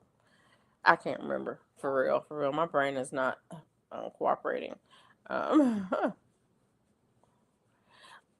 so 1, 2, 3. This one feels like it's wrong. It feels like the stitches are looser. That's one of the things I notice if I'm not paying attention if I'm not really paying attention when I'm crocheting, then I crochet looser. My stitches are looser, um, and I can't do that when I have these. These have to be the same size. You know what I'm saying? They got to be the same size.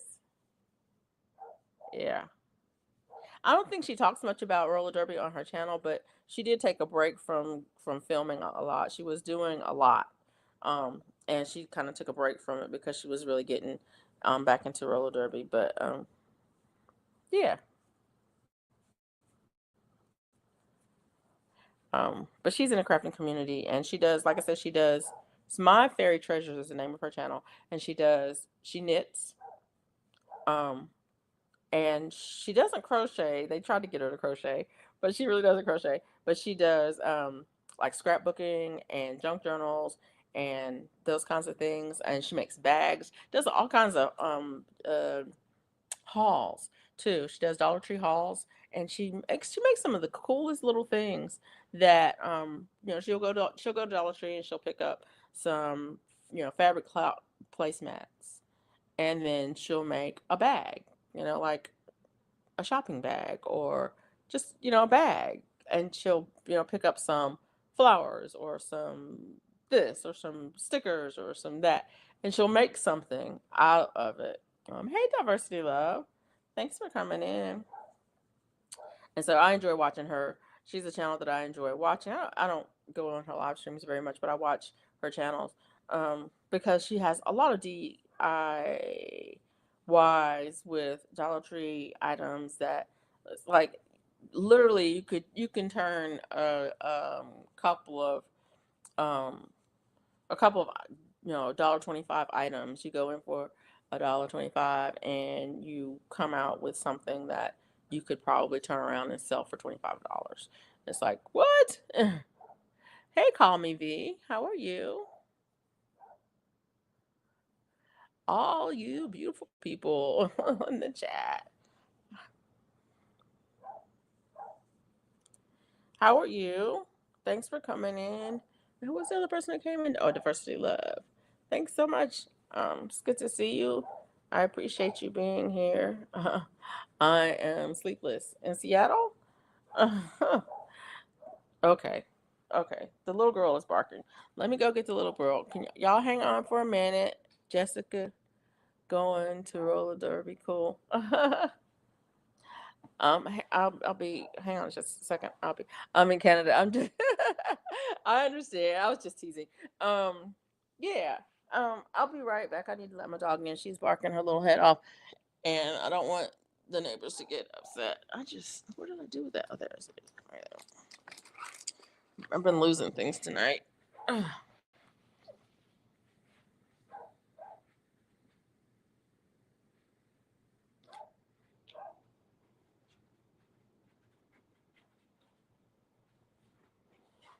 I'm coming, Bella. I'm coming.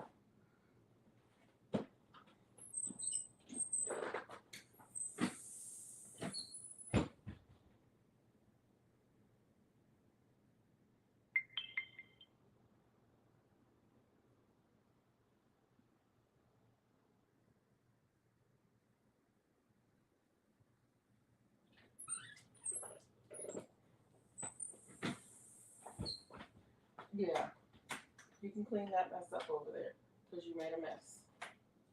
Yes, you did. Clean it up. Move. Okay. Oh no, what did I do? I'm sorry, guys.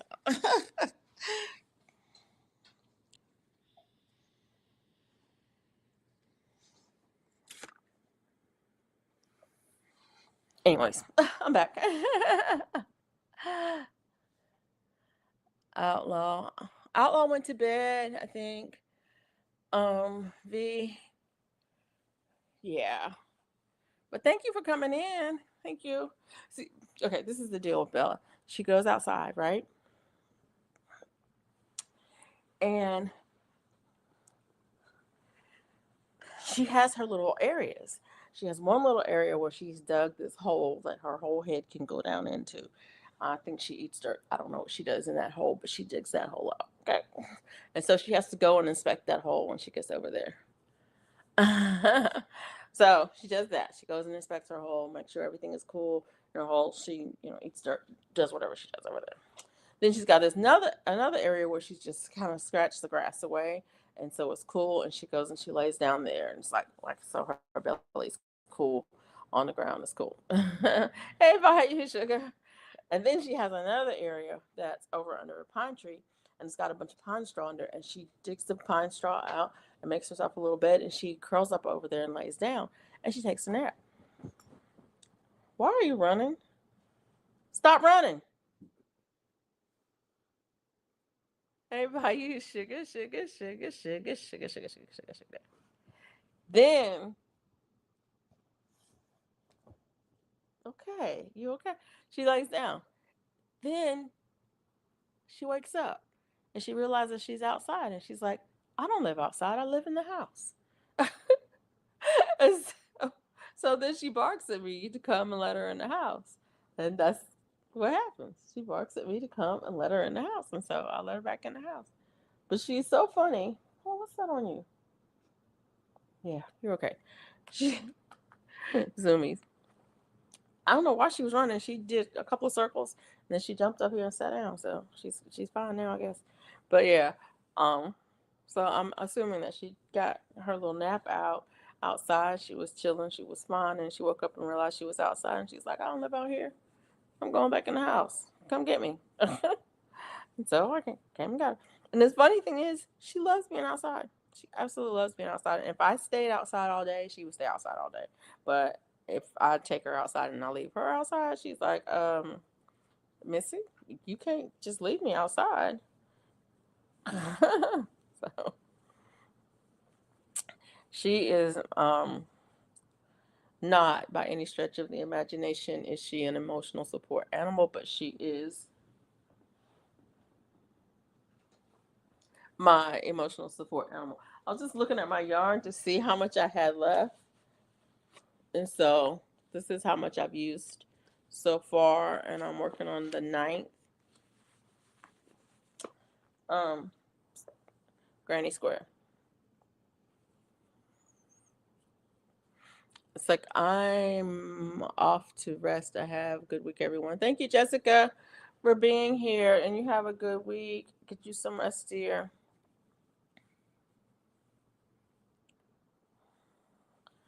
Get you some rest.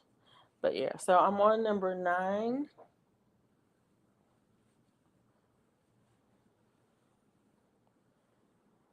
Number 9, number 9, number 9, number 9. They're turning out good, actually. They're turning out pretty good. Um, I look at all those things that people make, with granny squares, and people making a cardigan or making a sweater or making a vest or making pants and stuff with granny squares, and I'm like, I would never. Until my son walks in the house, shows me a picture, and it's like that looks like it's granny squares, and it's like, okay, I think I can make it. It was, yeah. I'm like, no, that is not something that I want to do. But um, it's just so cool. I guess I really don't want to show y'all. I want to show you, but I really don't want to show you. I just want you to see the finished product. I want you to see it when it's done, and I want it to look really cool. I'm gonna be very upset if I do it, follow the instructions and do it, and it doesn't come out looking cool. And then I'm gonna be really mad about it because I was really anticipating it looking really cool. And I think I've actually shown it already. I think I've shown the picture already. But anyways, yeah, that's why I'm doing a granny square project. Because I rarely do granny squares. I'll do a granny stitch on occasion. Like I do granny stitch hats, and I actually like doing those, the granny stitch hats. Um, Somebody was asking today, why would you make um a blanket with holes in it? And it's like that defeats the purpose. And I'm like, not if you live in the South, because where we live in the South, you can't have a blanket that's too heavy because it gets hot here. But it gets hot here, and so we have air conditioning, and the air conditioning is always cold, and so you need a blanket that is warm enough that it takes the chill of the air conditioning off, but it has enough holes in it so that you're not hot because it's a blanket in the summertime. Anyways, it's hard to explain.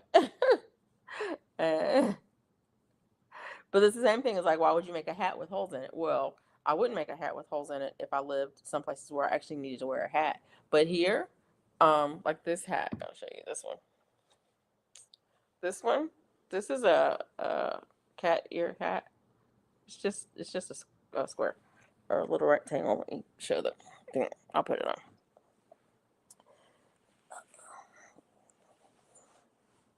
There you go. See? There you go. There. It's just a hat, right? This is a hat. I think I've worn it maybe twice. It's been, yeah, it's cold enough. It's cold when it's cold enough to wear it, but this is made with two strands held together, and it's single crochet with the it was done with a large hook, but with two strands held together. So it's a really tight weave, you know. Hot. This is a perfect hat for somebody who is gonna have their hair tied up, right? And then they're gonna put the hat on top of that, and then they're gonna put a hood on top of that, and they're gonna have a scarf on. Yeah, that perfect for that because it's thick and everything. I love. This is funny, V. I love this hat. It always looks huge. When I hold it up, it looks huge. But you measure the circumference of your head to decide, and you do stitches that for half that length to make this hat, and then you do it in the round. You go because you start at the top and you go to the bottom. And the funny thing about this is it it's putting it on is what makes the ears. The ears are not. It's just flat. It's just a rectangle. And so, the rounds in your head, and that's what makes the ears. That's all. That makes the ears. And it's funny, I love wearing it because people look at you like, what? Yeah. I love mine. Oh, I can't sleep with anything on my head. But anyways, I just can't. It's gotta come off. Like this yeah, no. Um this is what I wear when I just don't want my head exposed when I go out. Yeah. As an adult version of a Hello Kitty. The only problem with this is that I don't know how I would make like a different color. I guess I could chart it out so I could say, you know, I could do the first four stitches and then three stitches and then two stitches and then yeah. But yeah, to chart it out to make the ears a different color because it's that part. So yeah, I don't know how I would do that. But yeah, run another yarn over the corners because it's one of those where it starts with a at the top you just do a single line at the top and then you're going in the round. So you would come if you're going in the round, you come there, you would do that, then you have to cut the yarn and then you attach and then you cut and then you yeah, that part. Unless you did, I guess you could go. I don't know. I might try to figure it out one day, just because I can. It's not that it's impossible. It's possible to do it. It's just that I don't know how to um do it. Um, so hey, Bonnie, how are you? What's up? What's up? What's up? What's up? What's up? What's up? What's up? What's up? What's up? What's up? Y'all, please forgive me. Um, I'm a little bit crazy today. I need to drink some more of this water. I'm sitting here getting dehydrated. Oh yeah, it's definitely got vinegar in it.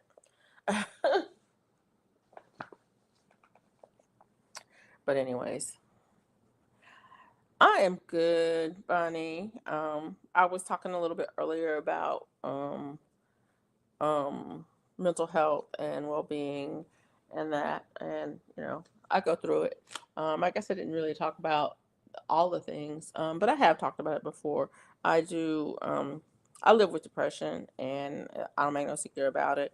And I have for most of my adult life, probably part of my teen life as well. But certain times of year are worse than others. Um, there, certain anniversaries and things like that that are um, make it harder.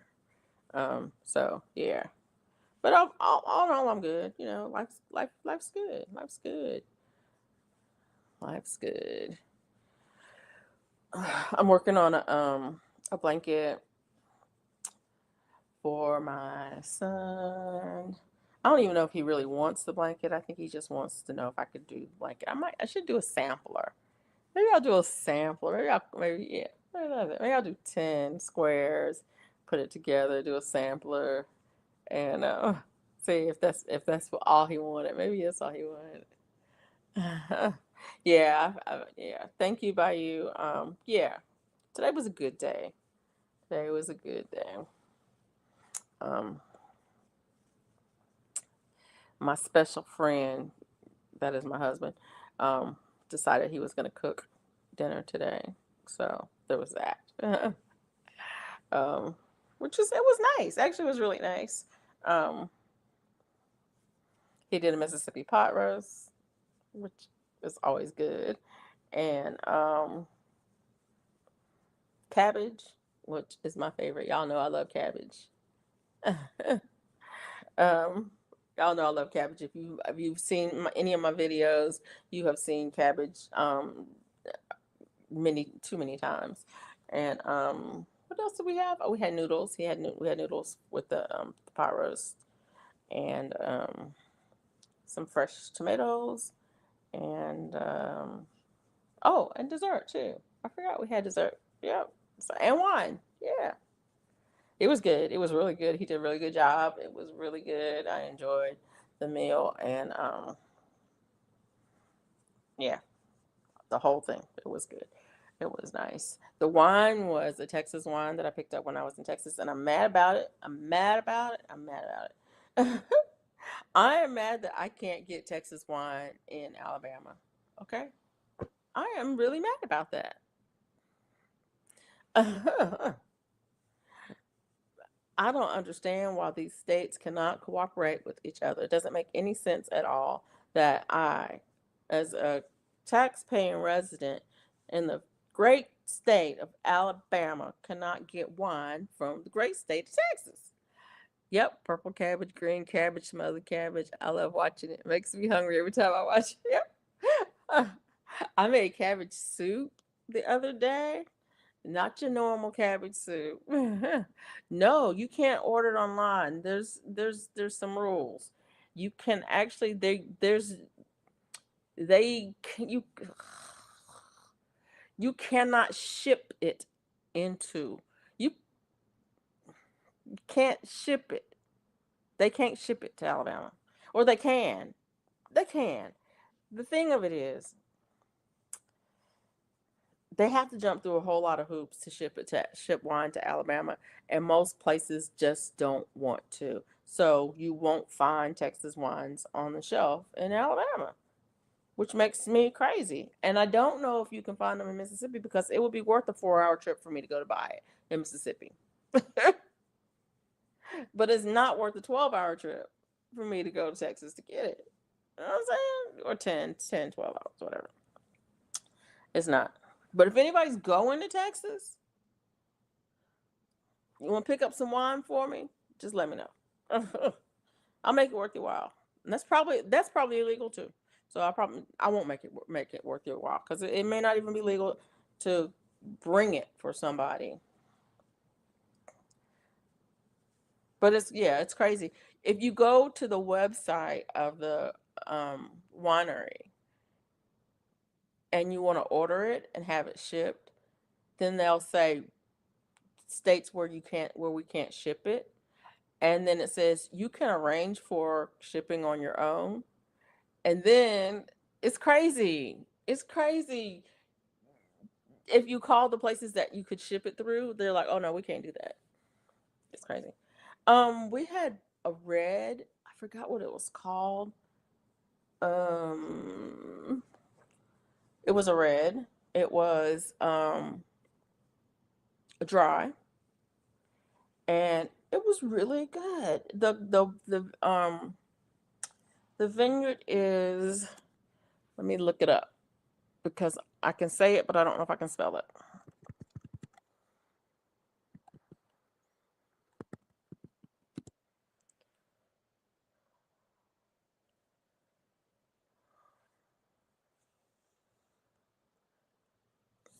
Um,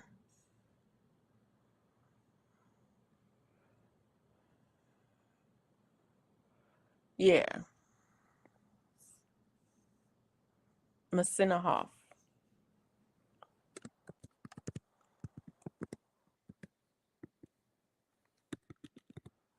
They have a website. I have not tried Magnet Hill wines from New Brunswick.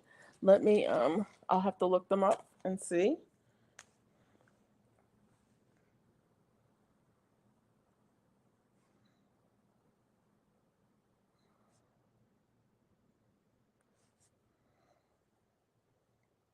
Now don't get me wrong, there's a lots of wines that are available here in Alabama, um, from all over the country except for Texas. I don't know what all states that can't ship to Alabama, but Texas is one of them. Um, that I can get and I will drink when I want some wine. And I make wine too. I haven't done any videos on making wine. I might, but I haven't decided yet because I haven't made any in a while. Um, but the Messina Hawk wines are really good. And the funny thing is, I was telling my husband today, we were talking about it. Um, the first time I had the Messina Hawk brand, um, I was a friend who had connections to Texas, had gone to Texas to visit family and brought back wine. And we had an event at church. Actually, I think it was a Seder, um, during Passion Week. Um, yeah, Monday, Thursday on Passion Week, more than likely, we had a Seder meal. And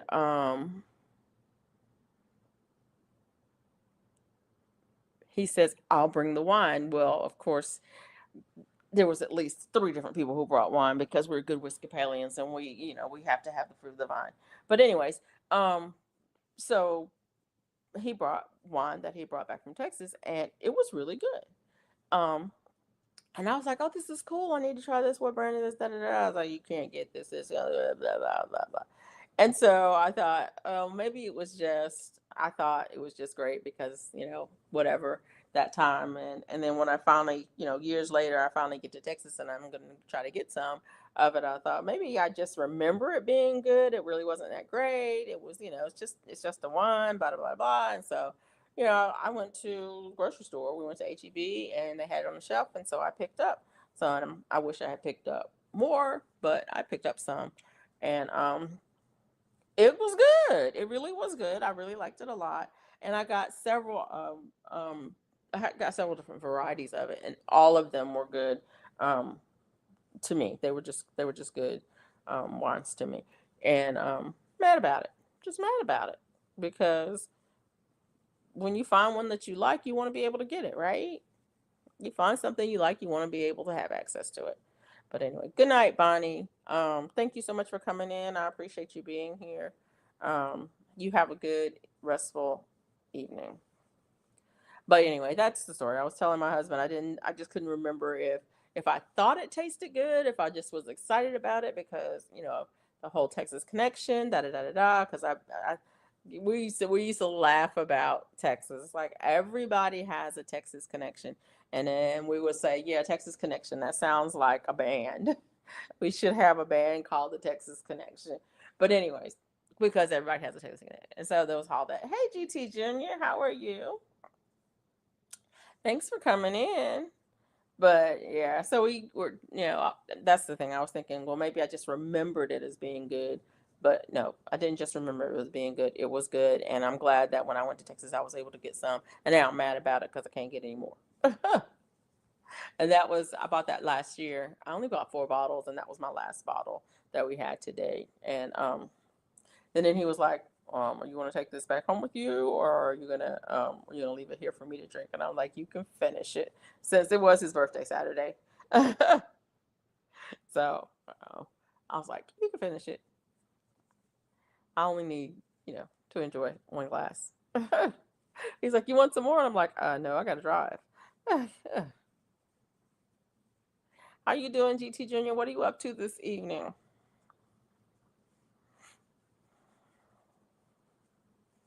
I'm crocheting. Oh, I moved the I didn't mean I moved the camera. I forgot to move it back so you guys can see um more of my crochet and less of me, my face. Uh,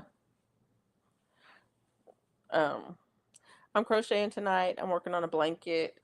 Um, I'm back to crocheting because I hadn't crocheted for a minute. I finished the gray blanket that I had been working on, and I need to post a video of that so you guys can see it. You guys saw it as I was working on it, but I did finish it. I put a black trim on it because I used up all of the yarn that I had, and I put a black trim on it. That's what I need to go to Joann's and get. I need to go to Joann's and pick up some black yarn and some white yarn because those are two colors that I rarely make anything with in particular, but I will often use it as a trim or as a border or, as some kind of embellishment. I always find use for white brine. Oh, relaxing. That's cool. I'm trying to relax a little bit. I was um stressing a little bit earlier, but I kind of moved past that. So, yeah, I moved past it. I was stressing a little bit. Um, but I'm doing the thing that I do. I was supposed to be dropping seeds. Really? Yeah, I need to be doing that too. In fact, there's a couple of things I want to, there's a lot I need to do. I admit there's a lot I need to do. Okay. I got a question for you and Mike. Red vein sorrel. Have you guys grown that?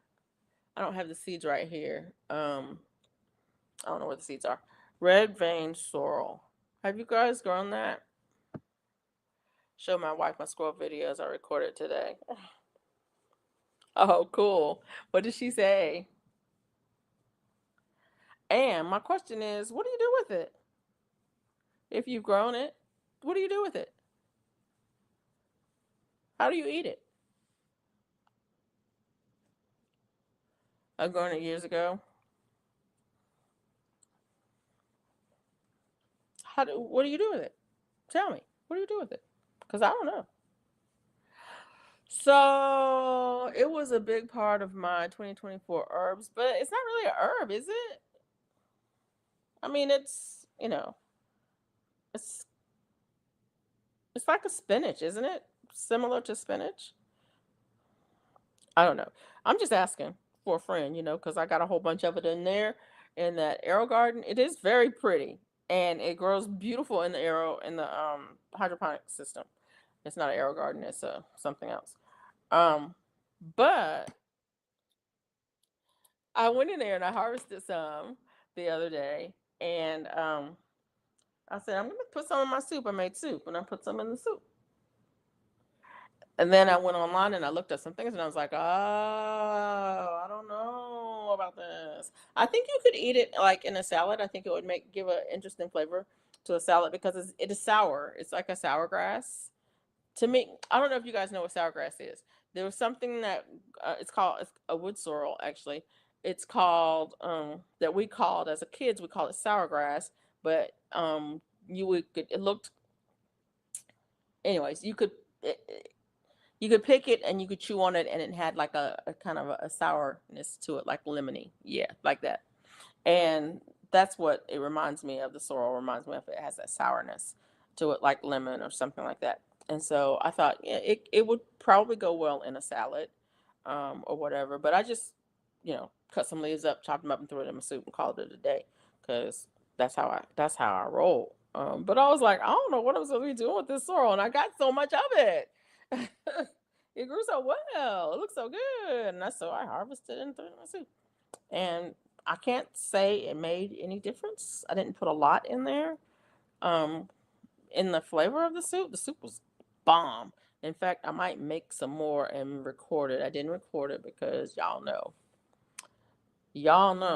Um, I got so many. I have so many videos of me cooking cabbage and eating cabbage that I was like, yeah, maybe I will.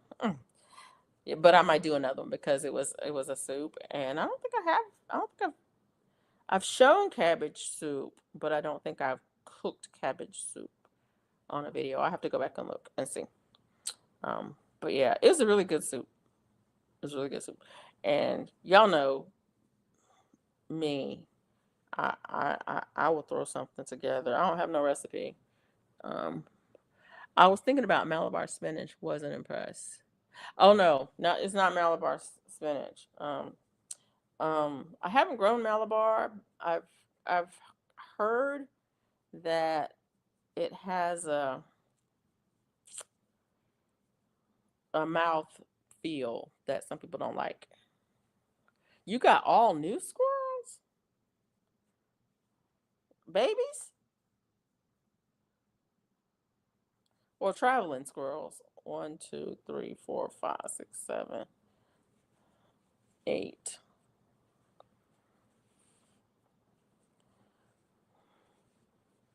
9, 10. I'm not saying that word, Mike. 11,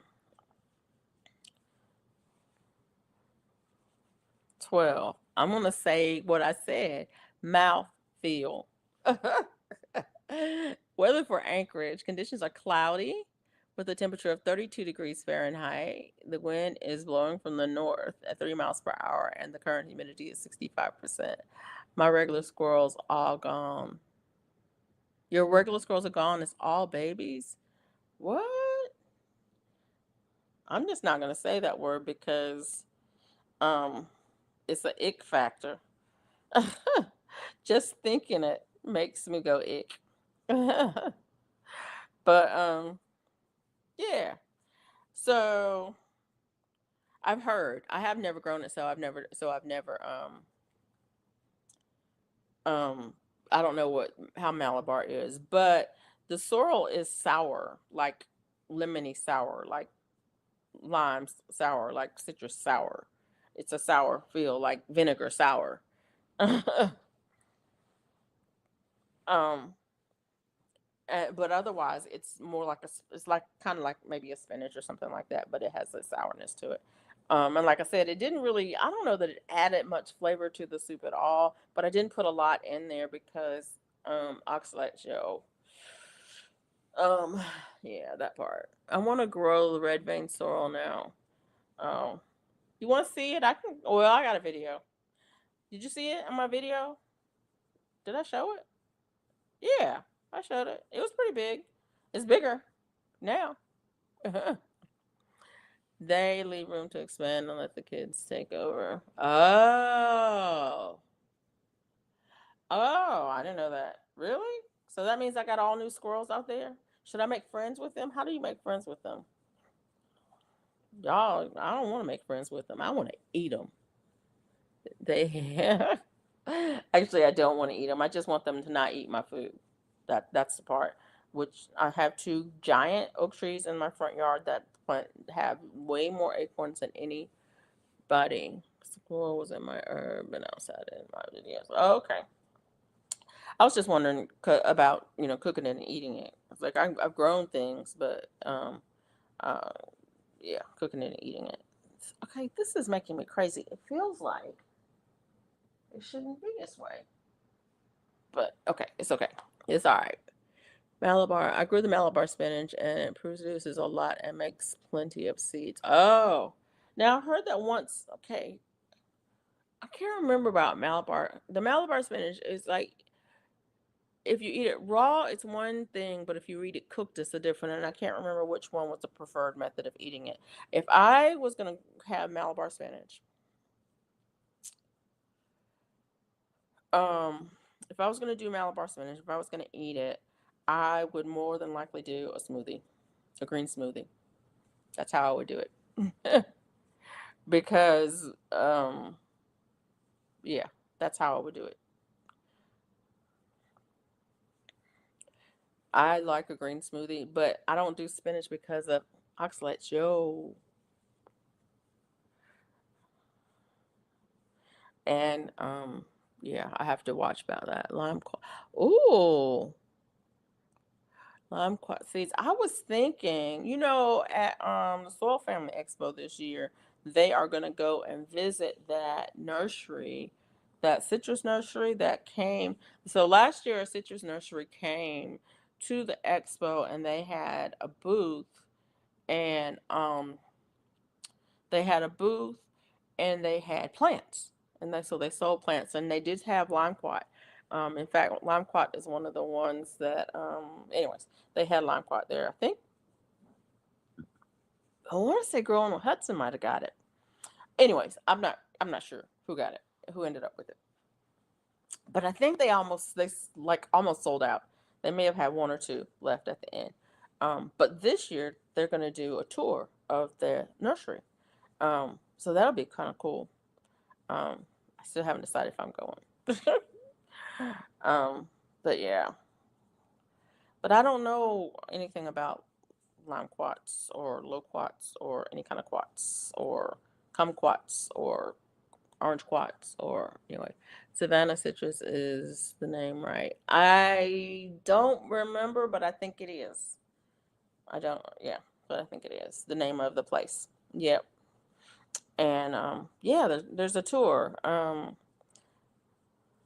Maybe it's on the Thursday.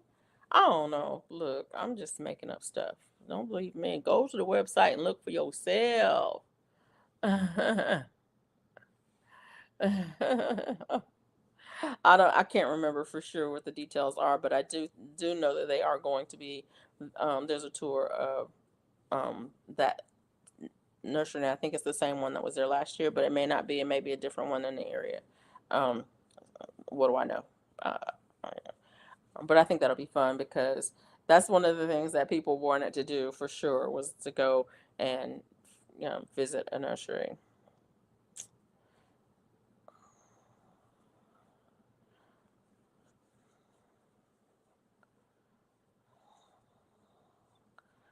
Okay, I'm making a mess. I'll watch both if I haven't. Okay.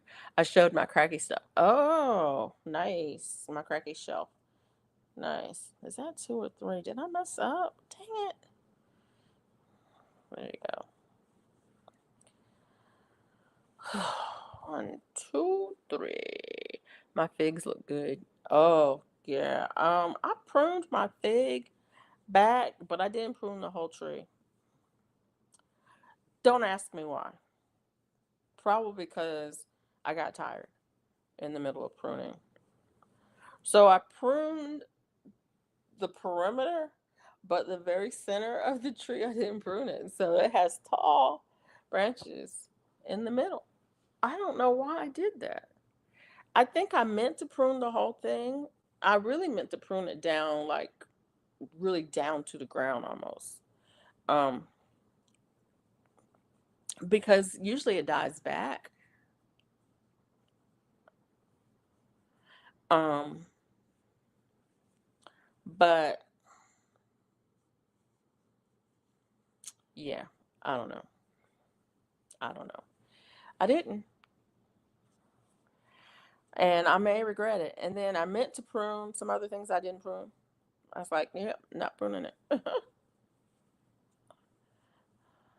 What did Nightbot say? Check out Mike's channel. Oh.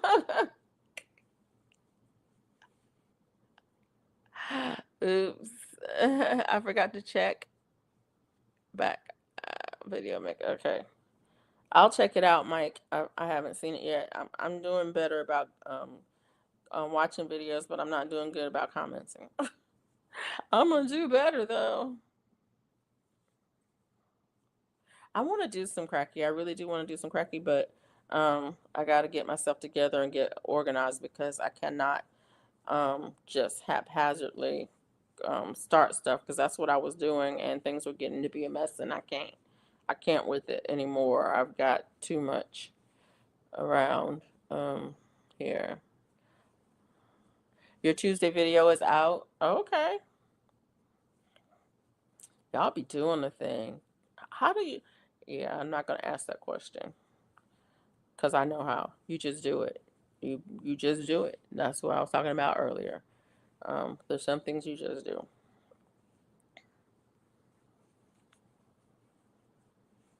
So, Mike, I have a question for you. If I wanted to get started with Cracky process, what is the minimum amount of investment that I would have to do to get started?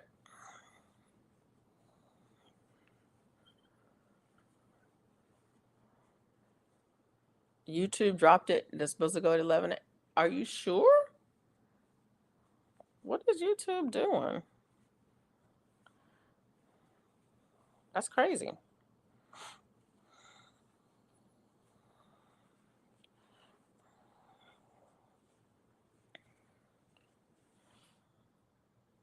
Watch today's video. Okay, I will. I will definitely watch it. I'll even leave a comment.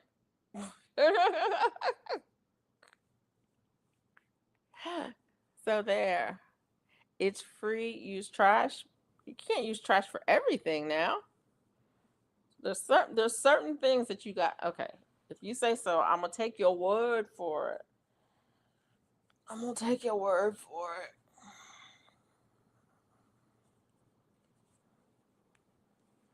If you say so. And okay, I'm gonna watch the video and then I'll ask the questions. How about that? Because I have questions. I'm gonna have questions. I'm telling you right now, I'm going to have questions because inquiring minds want to know. Literally, what today's video is about is growing plants in jars from trash. Oh, I can do that. All right. Actually, I have done that. I did that. Was it last year? Yeah, last year. I did that last year. No, it was year before last. But yeah, I've done that. Um, but I didn't do it. Did I do a video? I did do a video about it. I did. Yeah, I did. So, hey, Bammit with Arthur Butler. He says, I just watched it, Mike.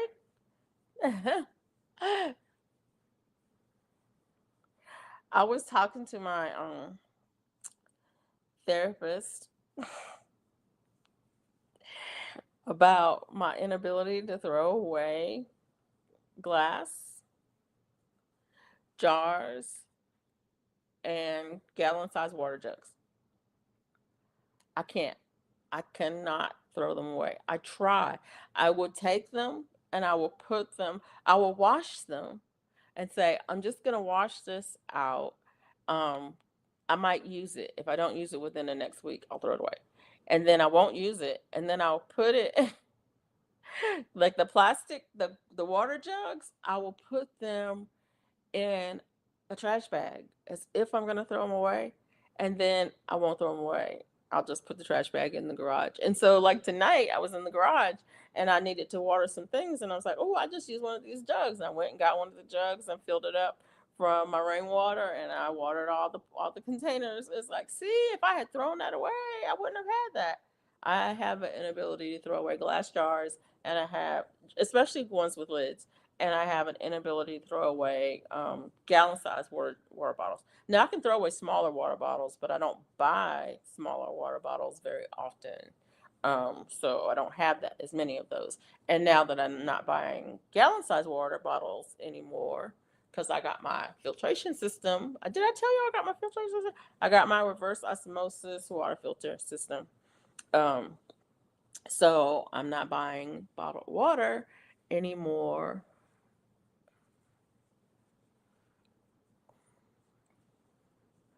Oh, okay. New day. I'm starting my 12-hour water fast in 5 minutes, trying to give my body a rest from eating. Okay.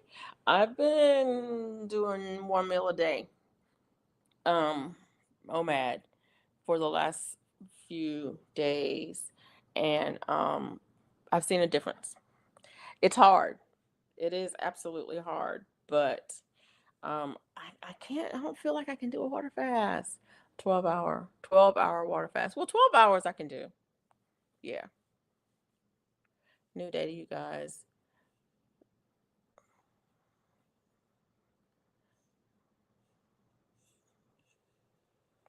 Yeah, I've been seeing your videos posting Bayou Sugar. I have not watched them. I'm sorry.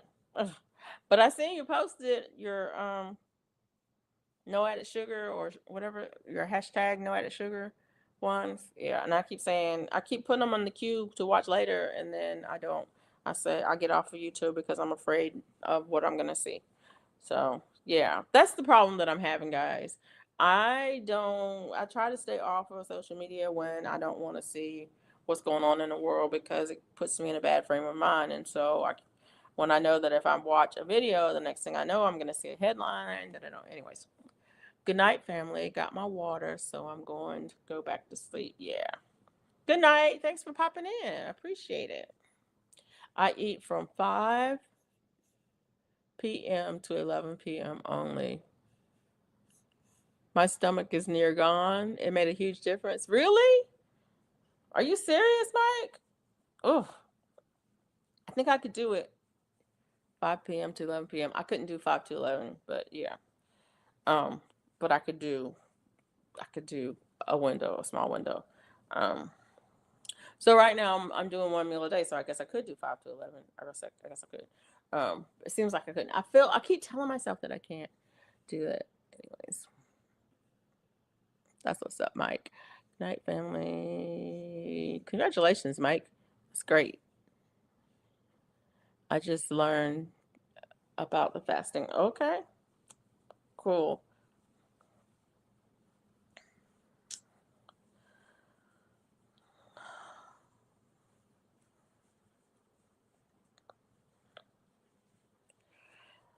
Fasting is actually really good for you. People don't know it, but fasting is really good for you. It does, what is it called? I can't remember the word.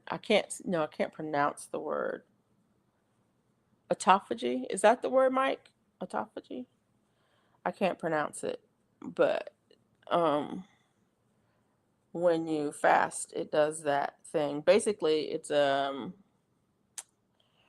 um it's a redistribution of your body mass.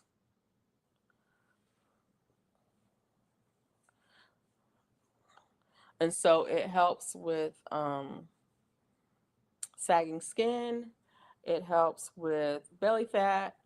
It helps with, oh, I'm not, yeah, I don't know if it helps with any of those things. That's what I've heard. That's because the hours I keep. Since I'm not, definitely wasn't giving my body a rest. Yeah. That's because of the hours I keep. I wake up at 2 p.m., work 3 p.m., drink tea, eat 5 p.m., 8 p.m., drink tea, 2 p.m., 2 a.m., sleep, 7 a.m., repeat. Yeah.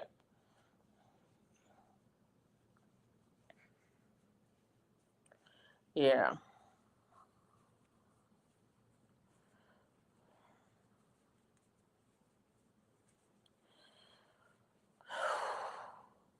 I like to do, when I've been off track for a while, I like to do a 3 day reset. Um, Autophagy, that part. Yeah, look that up. That's a thing. I don't know what it is.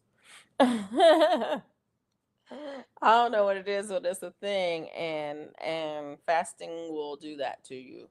And it's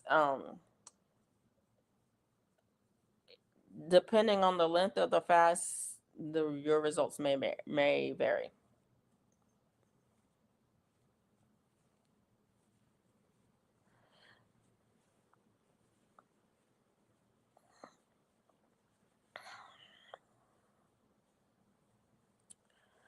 But yeah, I like to do a 3 day reset. And it's not, I don't do, when I say a 3-day reset, I don't mean a 3-day reset with fasting. Um, I do a 3-day reset with eating, but only eating meat.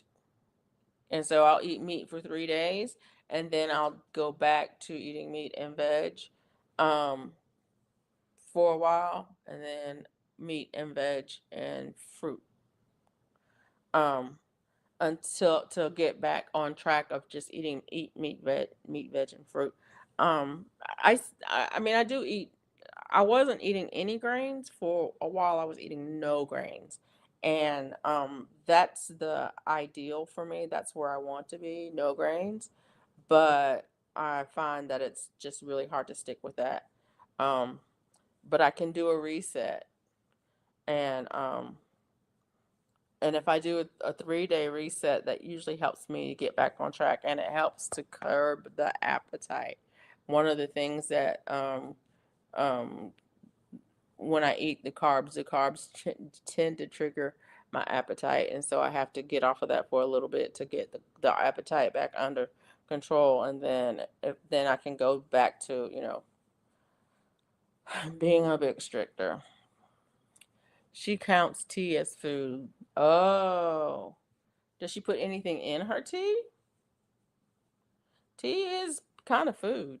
It kind of is, uh, but a lot of people don't count coffee or tea if they don't put anything in it.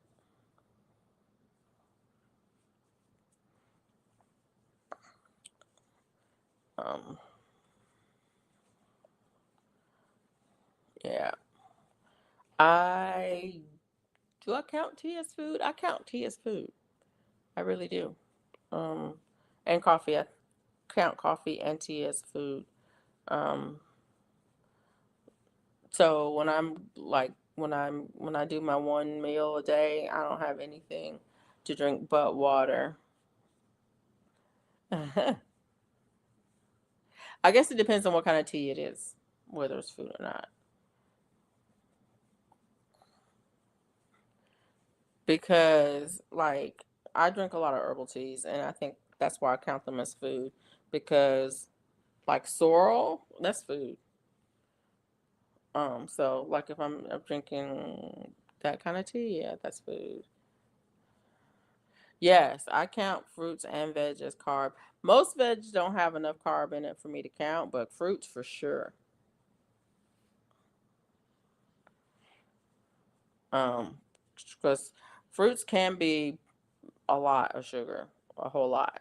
Um, so I definitely count those as carbs. And yeah, yeah, for real. Um, but sometimes that's the only carbs I eat. The only carbs I eat. And I allow myself to have some carbs. I'm not carb free by any stretch. I just don't want it to be a lot. I don't know where it was.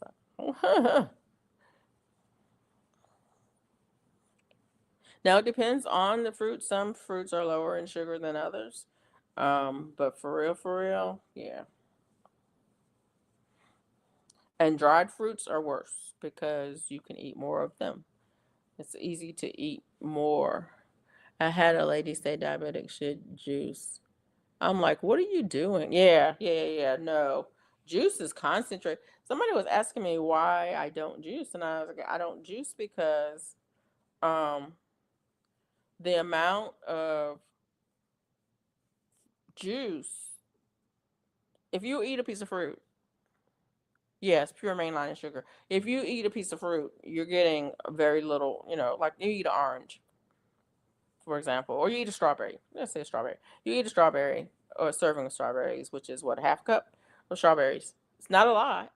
You eat that and think how much juice is in it. You put that through a juicer and you get this little bit of juice. That's the serving.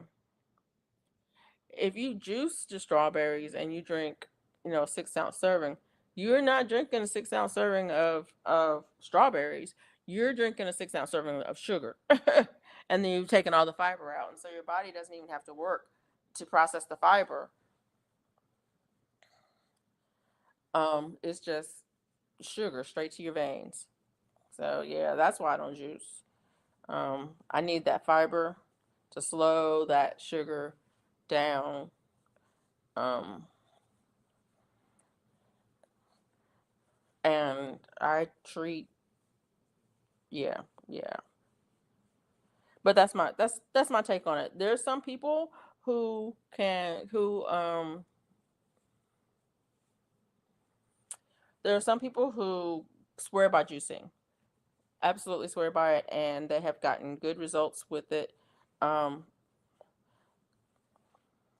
I think if you are juicing, just just realize that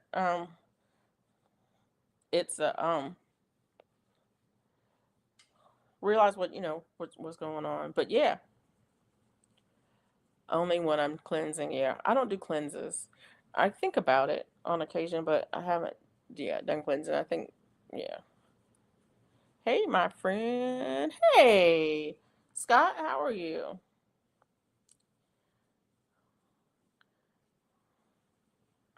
Thanks for popping in. It's late where you are, isn't it? It's late where I am too. Uh, but yeah, I think it's great that you guys are doing this together and posting videos and talking about it. It is really good to see people trying, doing um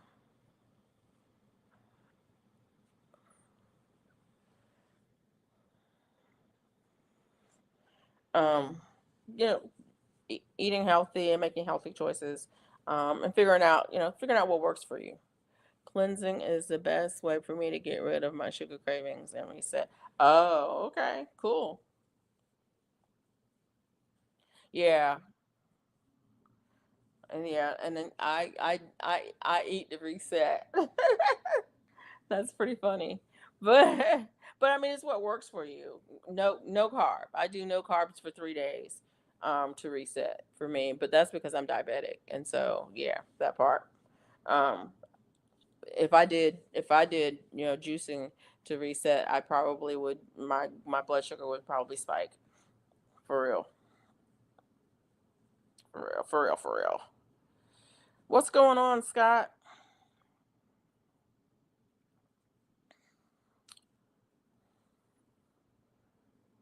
Ugh,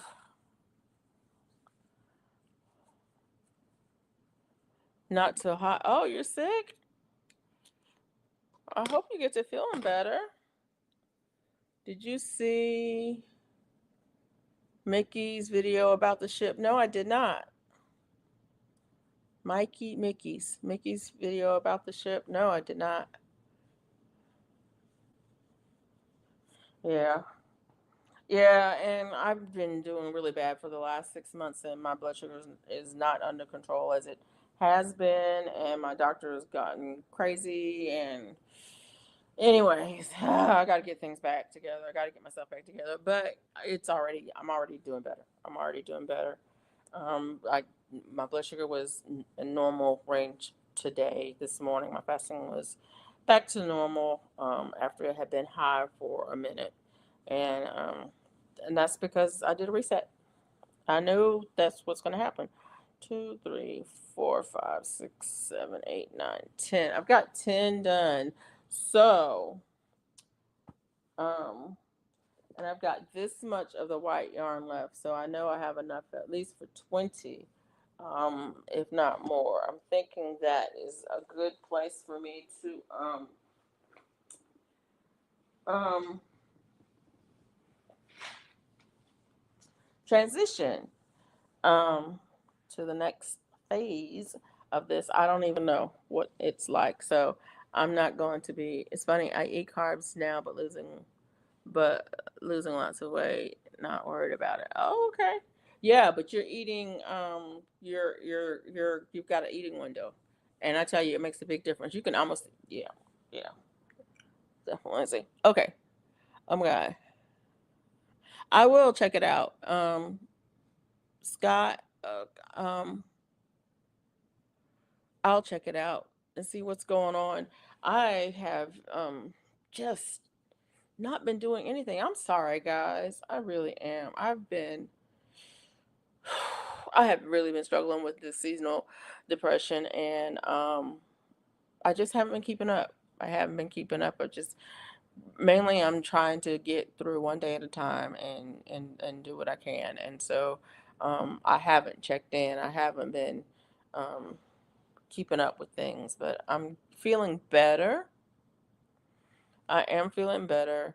I feel my energy level coming back. I feel like things are getting better, and so hopefully I can catch up with where things are.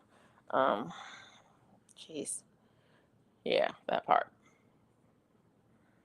It's okay. We're here. Thank you, Scott. I appreciate it. Thank you. I mean, it's life. It's life. I don't want to let people down. I don't want, to let people down. And so there's that. But, life is life and life is life.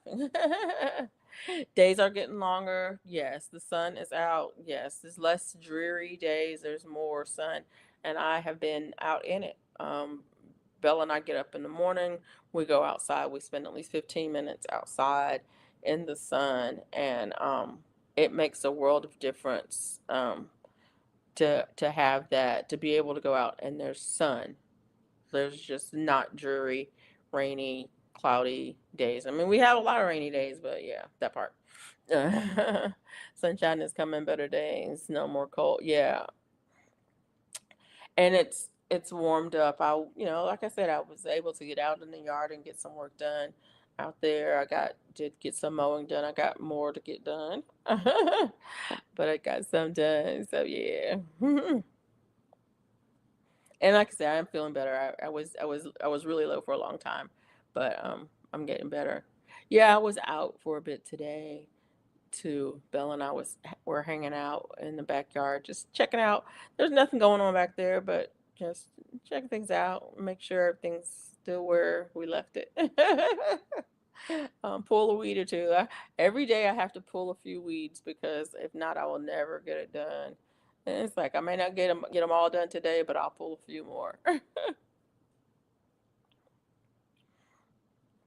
I want to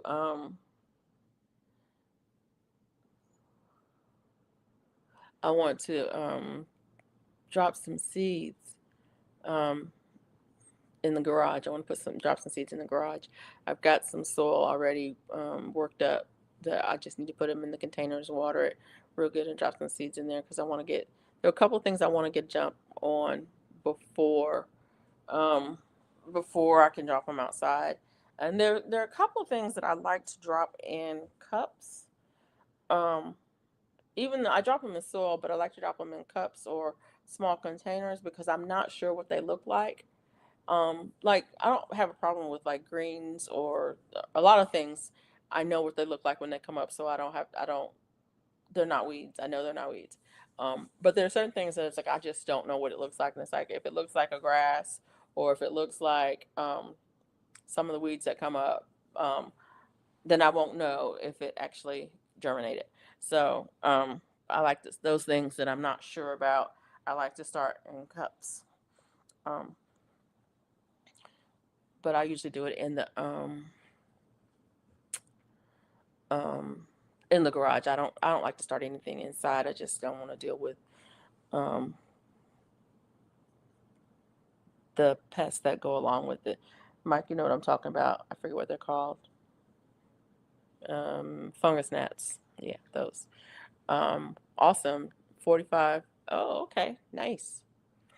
I forgot what it got. I forgot. See, I looked it up earlier and I forgot what the temperature was today. 68. Yeah, it was 68. It's supposed to get up to 74 today. Yeah, Tuesday it's supposed to get up to 74 degrees. So that'll be kind of cool. That'll be actually kind of warm. And it's not supposed to rain. So let's see. No rain in the forecast this week. So that means I can get out the weed eater and knock some of those weeds down. I can't even mow. The weeds are so high in my grass. My grass is like this high. and I know that it's just going to choke my mower down. And so there's one section that's Bella section of the yard that's very heavily fertilized by Bella, that I'm gonna have to do some scooping and then some weeding, and then I'll be able to mow it. So yeah, there's that. So yeah, I've got my work cut out for me, and I want to go to Birmingham to Whole Foods because that's the closest Whole Foods, and see if they have any of the Stokes purple sweet potatoes. I need to call them and ask. I need to go to Birmingham anyway, so I was going to just stop up there, but I need to call them because if they have it, then for sure I'm going to stop there and pick up one couple because that's what I want to grow this year, the Stokes purple. And I don't want to order them if I can pick them up locally. Um, and I've never seen I don't know. I don't think I've never seen the slips in any of the stores for the Stokes purple sweet potatoes. Anybody growing purple sweet potatoes this year? Anybody got any slips they want to trade for? Anyways, just saying. Minneapolis weather. Conditions are clear with a temperature of 36 degrees Fahrenheit. Oh, it's cold. um, The wind is blowing from the west northwest at 7 miles per hour, and the current humidity is 76%. Wow, 36 is cold. But it's doggone heat wave compared to what it was it last week? It was minus 11, Mike. What was it last week? Was it just a week ago? Maybe 2 weeks ago. Yeah. It's a heat wave. Mike's got a heat wave going on from what it better than the minus 30 it was. Yeah. All winter. Yeah. That part. Minus 17. Yeah. That was just a week ago, wasn't it? Yeah. Wow. That's kind of crazy. 36. Yeah. And what was the temperature in? I forgot. Hey, Lydia, Yarnworks by Lydia. Thanks for coming in. And what was the temperature in dang it, I forgot. In Anchorage? Jeez. I forgot what it was.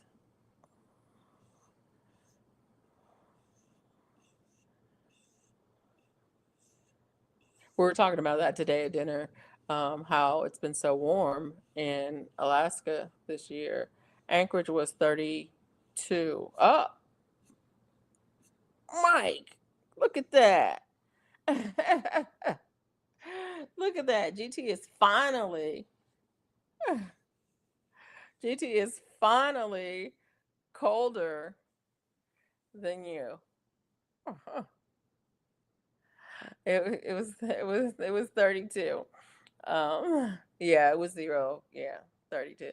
Um, Weather for Nebraska City conditions are clear with a temperature of 42 degrees Fahrenheit. The wind is blowing from the northwest at 9 miles per hour, and the current humidity is 64%. We got a 4 feet. You got 4 feet of snow last week. Okay, I remember we were talking about how you guys were so behind on your snow for this year. Did you catch up?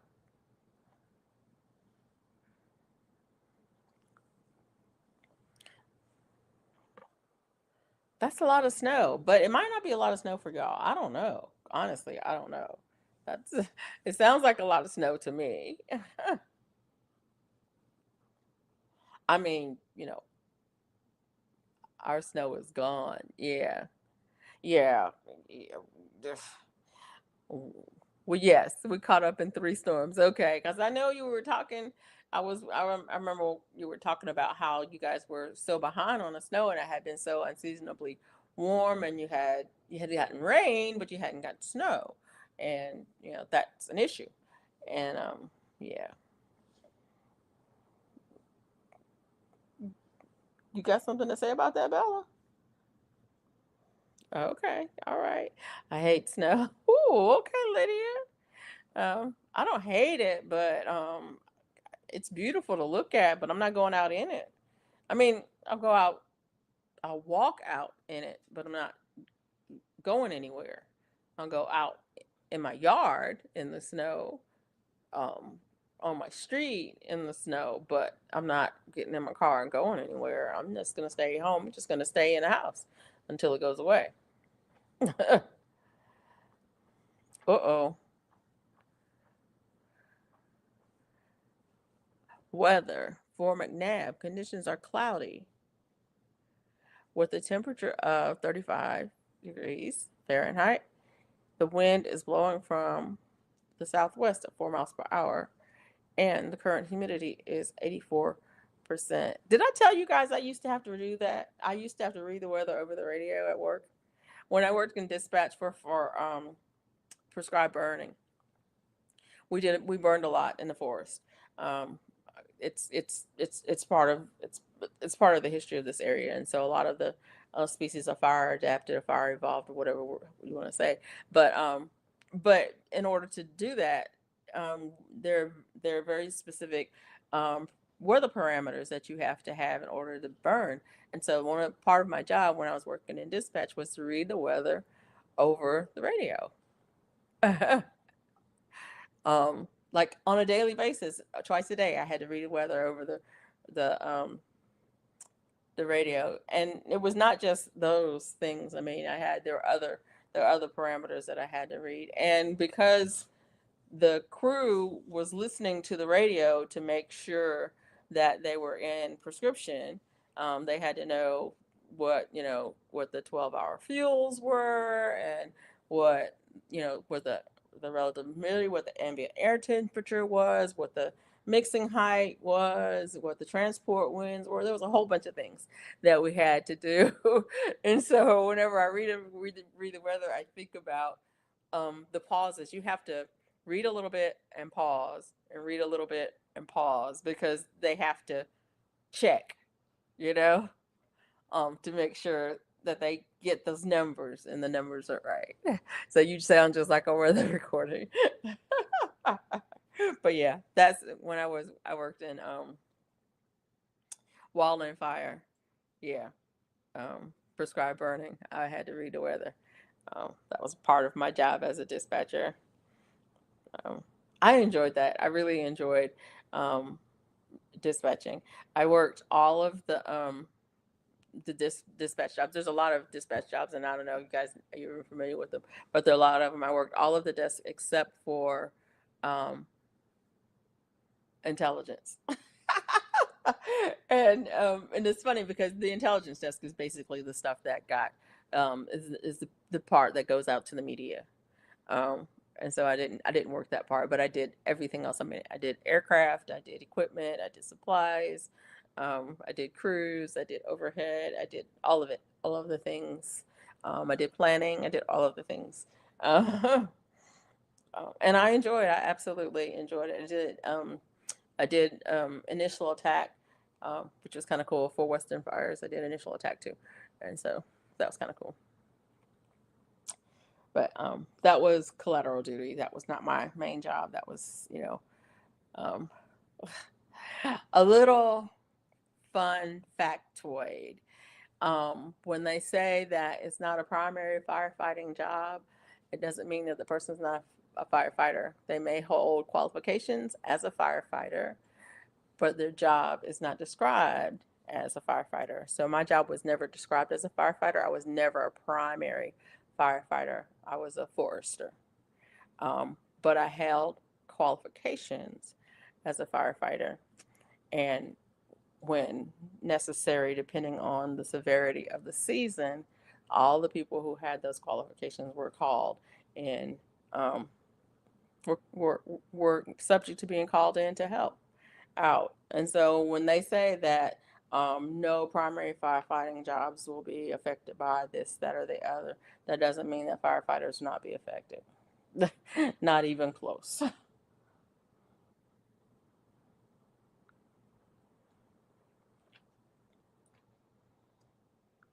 But Just a fun fact. Um, you see some of the forestry protests? Yeah, I did. Yeah. I've been on both sides of it, Mike. I've been on both sides of it. So yeah. Uh-huh. And it's kind of crazy. It's kind of crazy. It's not a place that you want to be ever. Ever. I was talking about that a little bit earlier about, people calling and wanting to um, rant and go off on you, and yeah, having a bad day, and you're yeah. Anyways. anyways.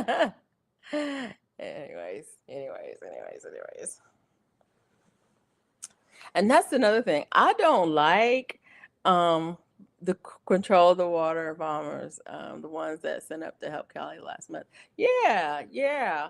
I um when you work on the aircraft desk, you're doing flight following for those planes that are every plane that comes out, every piece of aircraft. It doesn't have to be a plane; it could be a helicopter. But everything that comes out, they have parameters for them, and flight following is a thing. You have to know where your aircraft are at all times, and if you've got a window of time that if you haven't heard from them, then you have to say this is the last known location. Da da da da da da da. You have to know where they are, and their parameters too. As elevations, or altitude, I guess is what they call it, from where they are supposed to be. And if they're not there, it's not good. It's not good. But you need to know where your water is being dropped, and also where you're getting your water from, and all of those things. It's funny how it changed over the years, because when I started, we had a map on the wall, and we had pins, and we moved them, and we had radios, and they would call us, and we would move them along. That when they would give us their information, we would move them on the map on the wall.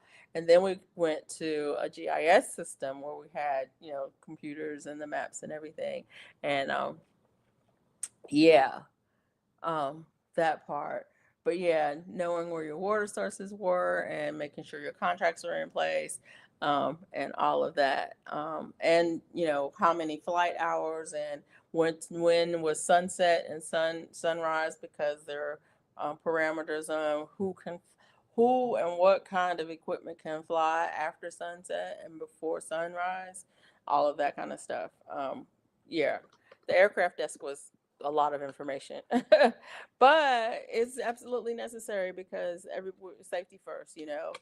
Those are people.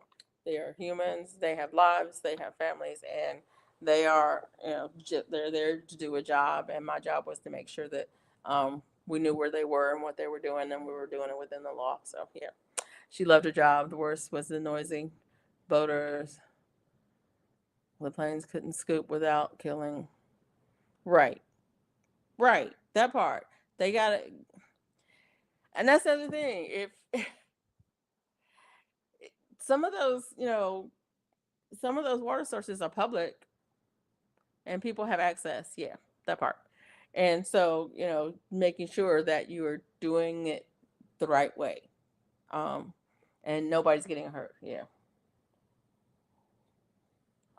But the other part is the drops too. You don't want pounds, tons of water falling on you. So you got to know where the crews are on the ground when you come in for that drop too, because if you don't hit just right, you're there's firefighters on the ground. So yeah, it's a lot of stuff to coordinate, and people don't even think about it. When they see it, you see pictures of it, and it's real cool, and they got the fire retardant in it, and it's mixed up, and it's the red flying in the air, and blah blah, blah all that stuff. Yeah, it's a lot. It's a whole lot. Um, and then, oh my goodness, I shouldn't even say it, but then it's after that, after that, it's the all of the testing and evaluation and studies about the impacts of what you did, right? Because if you're scooping from a water source that has things that are living in it and you're dropping that water on an area that's a fire, where a fire is burning, where other things lived before the fire was there, what was the impact of that? What did you scoop up? Where did you drop it? And what is the impact of that? Um, those aren't the people who do those studies are not primary firefighting jobs. Okay, those are some of the people who got let go last week, because they were, newly hired or on probationary periods, or uh, um, didn't answer the right email to the right person at the right time. Anyways, I'm gonna jump off of that real quick because I didn't mean to go on it. But yeah, she loved her job. I literally loved dispatching. I did. I would have been a dispatcher, but that was not, my career path. That was, like I said, that was collateral duty. It was part of my job, but it was not my job. It was only during certain seasons where I did that. And some of those pilots were kind of cool, but some of those pilots were kind of crazy because I hung out with those pilots. I remember, you guys. I don't know if you guys are old enough to remember, but do you remember the big fire in Yellowstone in 1988? That was an amazing month of my life. That It was an amazing experience. But some of those pilots, yeah, that's all I can say. It was like, I'm like, don't you have to fly tomorrow? Aren't you supposed to get so many hours of sleep before you fly? Just check it. Like, don't hang out with a dispatcher if you're a pilot and you're not doing what you're supposed to do, because I'm not gonna let you go. I'm seriously gonna make a phone call and say, did not meet the work rest guidelines. Can't fly. Sorry, you're grounded.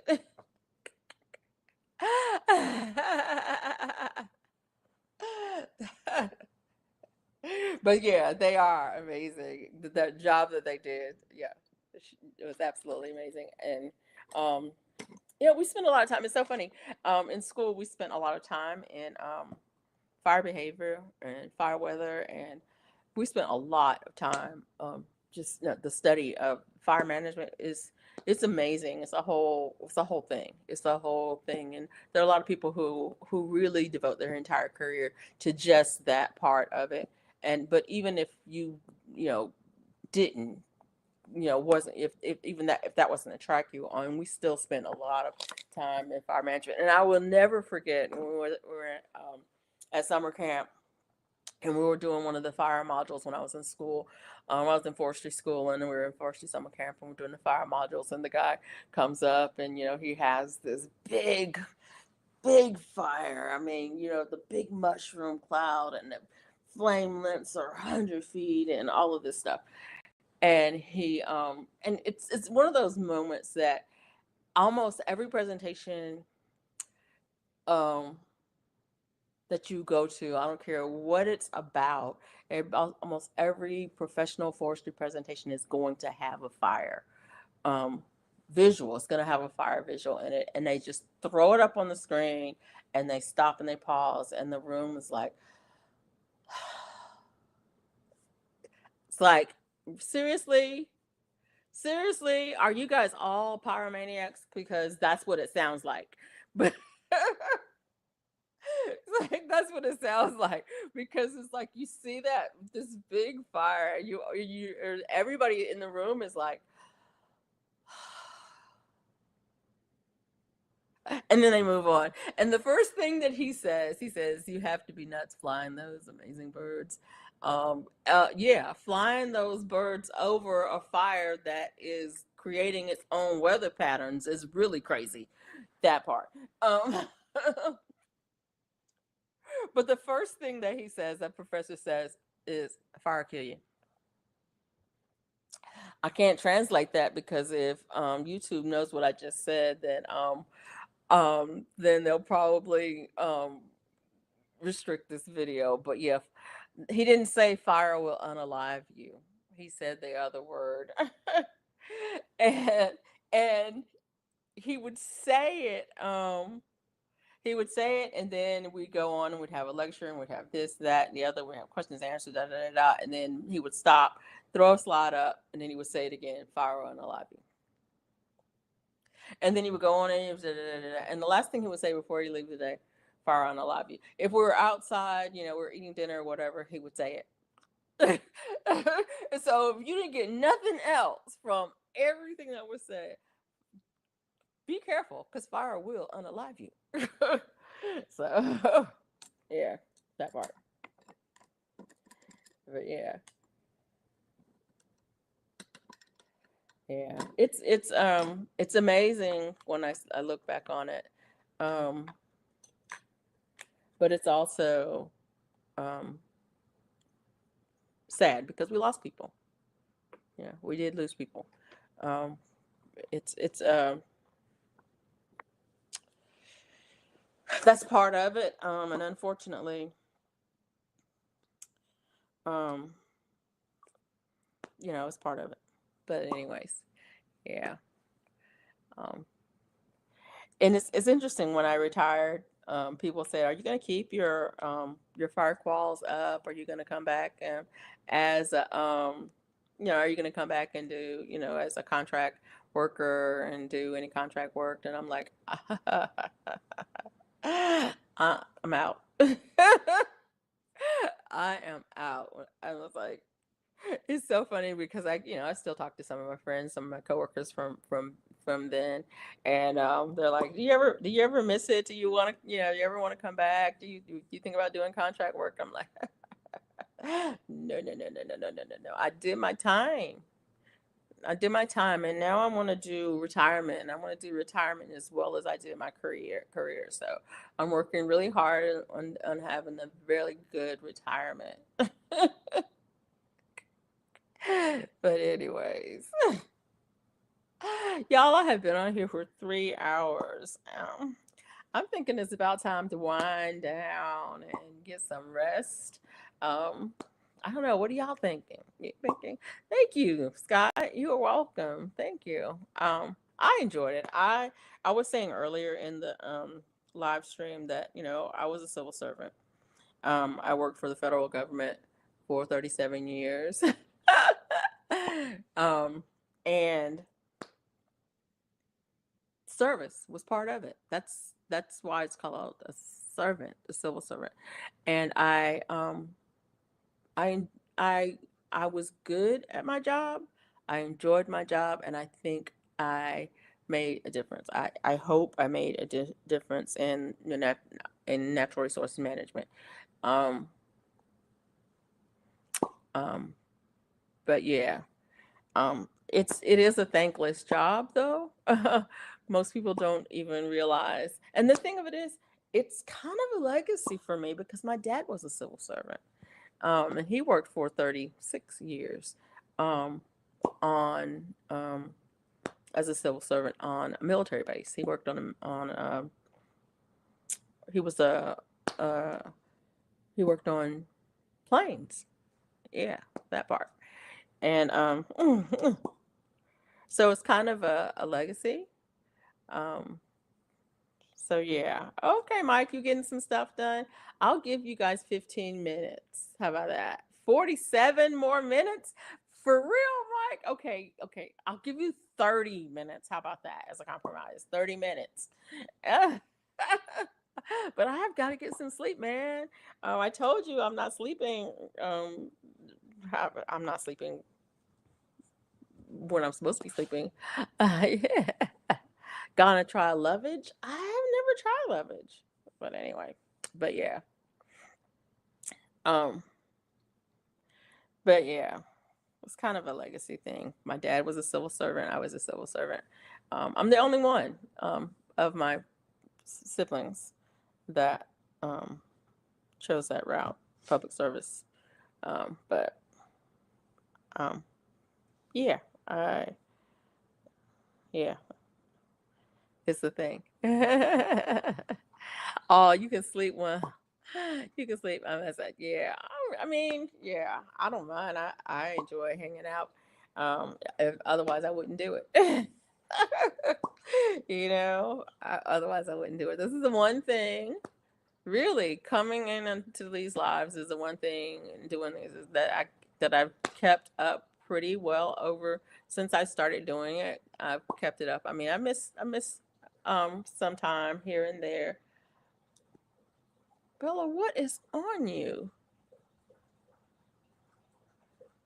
Sometimes I wonder about her. She's drinking water. Do y'all hear that?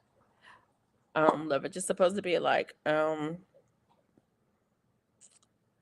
you saw it on Nikki's channel? Okay. It's 3:14 here.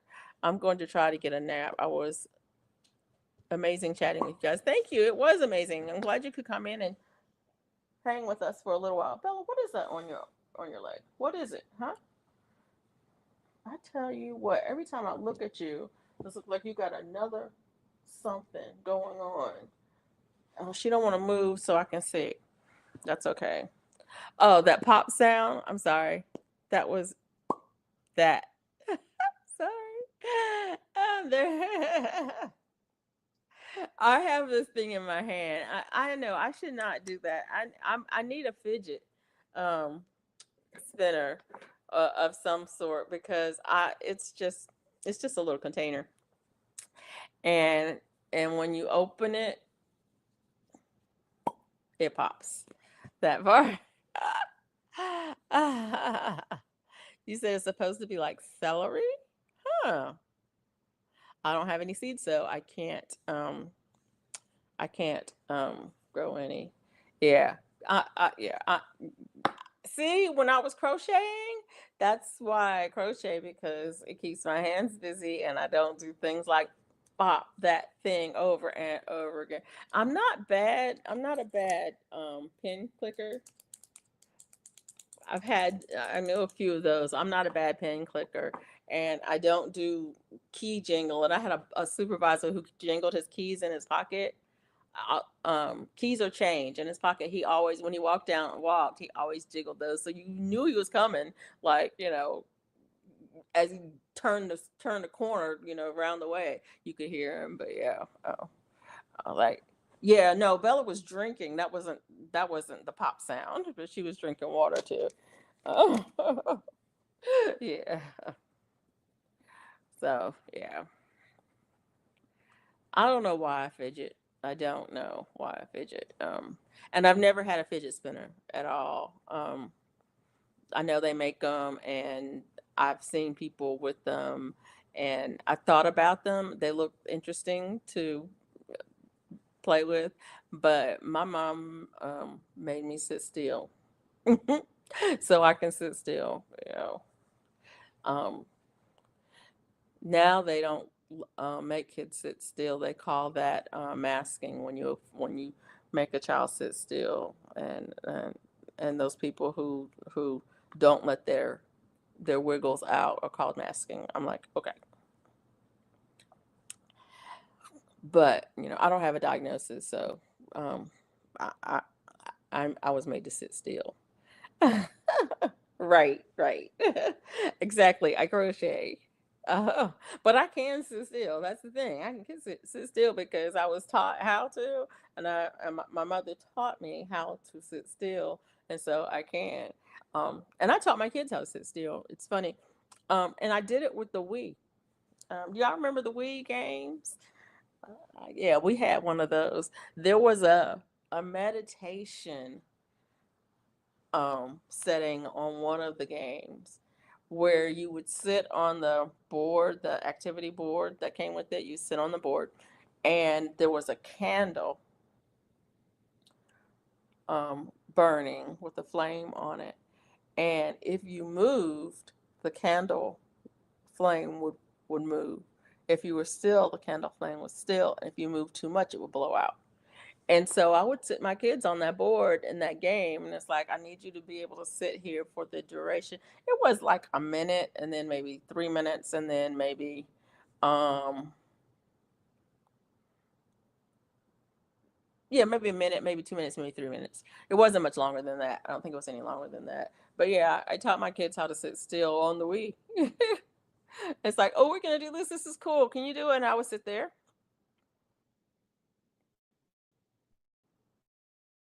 and the time would be up. Yeah.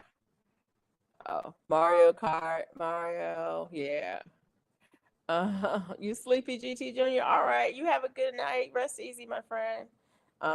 It was one of the Wii games. I don't remember which one it was, but one of them we play, we something. I don't remember what it was. It was one of those. But yeah, we had the game. We had the driving games too on there as well. But yeah, it had that meditation one on there, and my kids would have never played that. I made them like play it. Okay, what happened? Now, what happened? I think it's StreamYard because my signal on my computer is perfectly fine. And now I have a little icon on StreamYard that says, oh, now it's fine. Okay. Okay. That was interesting. But anyway, good night, GT Junior. Thank you so much for being here. So yeah. But yeah, I used to enjoy the Wii. Um some of the this is okay. I'm gonna have to get off of here because it keeps going in and out. I don't know why it's going in and out. It doesn't make any sense why it's going in and out, but it's going in and out. But anyways, like I said, I enjoyed the game, the Wii games. I played with my kids. The tennis I liked quite a bit, and the baseball we did not like. The baseball was not good. But the tennis we did like that one. Um, and then there was a boxing one. That one was fun. That one was really fun because just like just moving really fast, just moving really fast. uh, so that one was fun too. But we had a lot of the ones where you were active and do it. I mean, you could do the way you could sit down and do the tennis and move like this. I don't know what's going on. Hold on a second. Let me.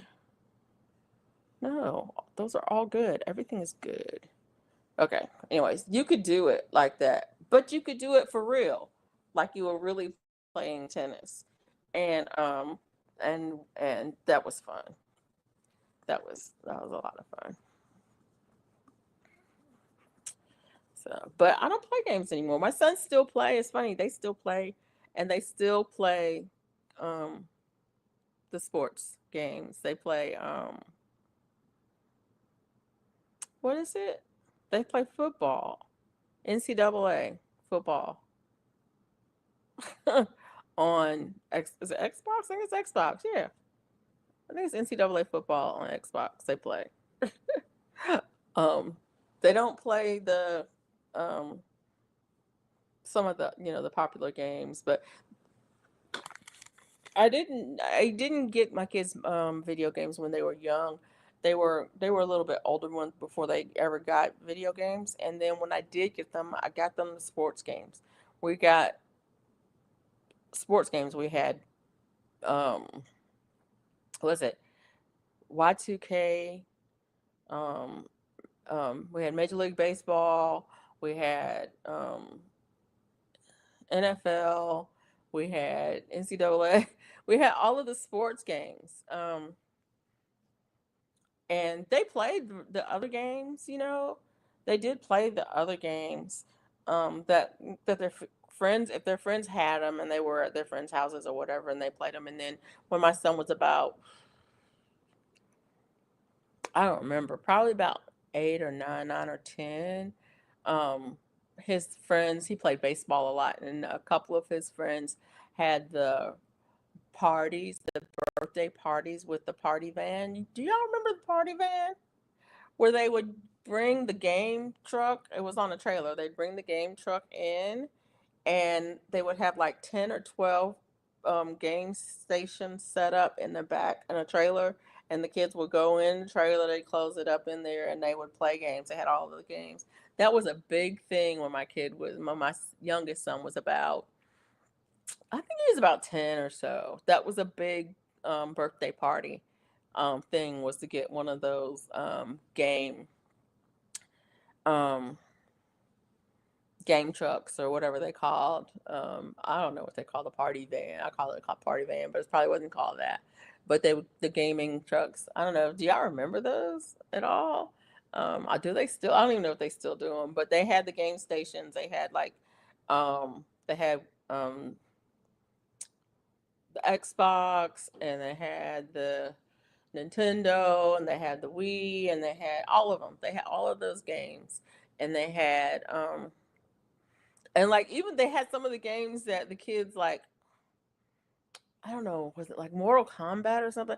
I don't remember. Some of the ones that they had that were rated M for maturity, they would have those in there, but they would have the sound turned off, because the part that made them um rated M was the sound, was not so much the actions. And I'm like, I don't know if the actions were good, but anyways, like I said, my kids, they did play those at the parties. They would go to the parties, and I mean, their friends would have those parties, and they would get to play all of the racing games and the car stealing games and all of the ones that I didn't um purchase for them, because we always played the sports games.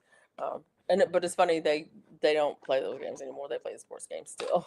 So, but anyway, I mean, it is what it is. Um, See, I done picked up something else to mess with my hands. I should have kept crocheting. But the problem with crocheting is that for the next part, I need to follow the pattern, and I don't have the pattern printed out, because yeah, that part. And so I can't do it. But I'm gonna wind it down. I told Mike I was gonna go 30 minutes, but I only went 15. But he went to get water. Okay, maybe I can go 15 over this. I'm just being silly. I'm just being silly. Um, yeah, and I'm just sipping on this water. Oh yeah, I did tell you guys about the um I got a water filtration system. I don't know if it's a good system or not, and I don't even want to speak of the brand because I'm mad with them. Um, but I did the math on it. I think I talked about it before. I probably have. But I did the math on it. It wasn't chicken math or garden math or seed math or any of that kind of stuff. But I did the math, and it's like, for what I was spending on bottled water, and with the microplastics in there, um, it'll pay for itself in a year. Um, and in 2 years, um, it will have more than paid for itself. I'll be saving money after 2 years. And so, in the second year. And so I went ahead and bought a reverse osmosis filtering system, even with and I factored in the cost of the filters, changing the filters out, and everything. And so I've had it for a minute, actually. I bought it. I decided what I wanted, and I, you know, watched the price on it and everything, and there were some discounts, and eventually it got to a price that I said, I'm ready to purchase it. And so I did, and I finally got it running, and the water's good. I'm not gonna lie, the water's good. I do need to get a tester, just a simple one, not nothing really expensive, to test the what is it, the percent of dissolved solids, I think is what it's called, PDS or something like that. um I need to get one of those to test it, to see um the difference between the tap water, and that the difference in the taste is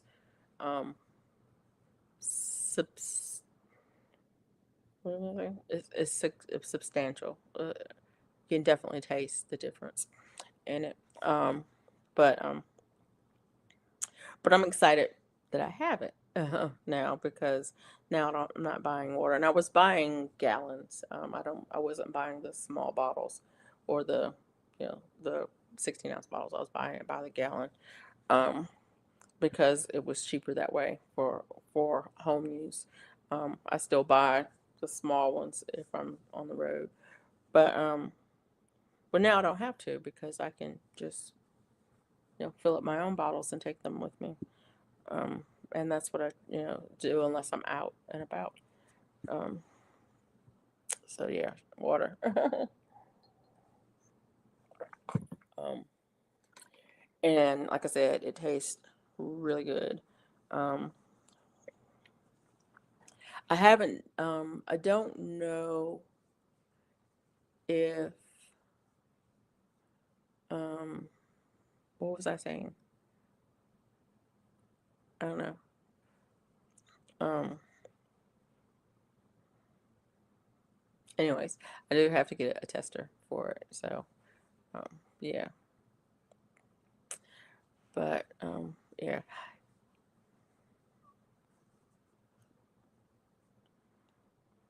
Bella is fast asleep. She went from running around this table to knocked out. She is fast asleep. She's over here laying down. She'll probably be snoring in a minute because she does. That's amazing. Yeah. I should be doing what you're doing, Mike. I should be planting up some seeds or sorting through some seeds or organizing some seeds or planning to plant some seeds or doing something with the seeds. It's so funny. There's so many little odd little things that you need to do to get everything done. And I think how many oh well, I guess that's not a good question. Yeah, that's pretty funny. You guys, he was on the roof nodding off, but did he fall? Did he fall when he fell asleep? Did he fall off the roof? It's like, can a squirrel fall asleep on a wire? They're going across the wire and they fall asleep and they fall off. Oh yeah, we're not gonna do that no more. He was on the roof nodding off. I'm trying to think if I've seen any squirrels lately, um, in my yard. See, there was one just the other day that jumped from the roof down to my privacy fence, ran down and around, and then jumped off into the neighbor's backyard. So yeah, nope. He woke up, got more peanuts. Yeah, I don't see them very much. I hear them every now and again. I hear them because they jump. They'll run across the roof. They'll jump from the trees in the front. They nest pretty much in the front. They don't nest much in the back. They're in the front in the oak trees. But they'll come down the limb onto the house, run across, jump on the fence. And then they'll run down the fence and then back the fence and then they'll jump up into the cypress tree. I have a cypress tree in the backyard. You guys have seen it. They'll jump into the cypress tree and they like those cypress balls. I don't know what they do with them, but they do like the cypress balls, and so they'll get those and they tear them up and take them everywhere. And they go back, and then the neighbors have a magnolia tree. They like to go and get the magnolia pods. I don't know what they're called. They go and get those, and they tear them to pieces. Like round and around, they tear them up. All the little seeds, I guess they get the seeds out of them or whatever. They tear them up, and then they drop them all over my yard. I'm like, I don't have a magnolia in my yard. Why do I have all these tore up magnolia pods in my yard?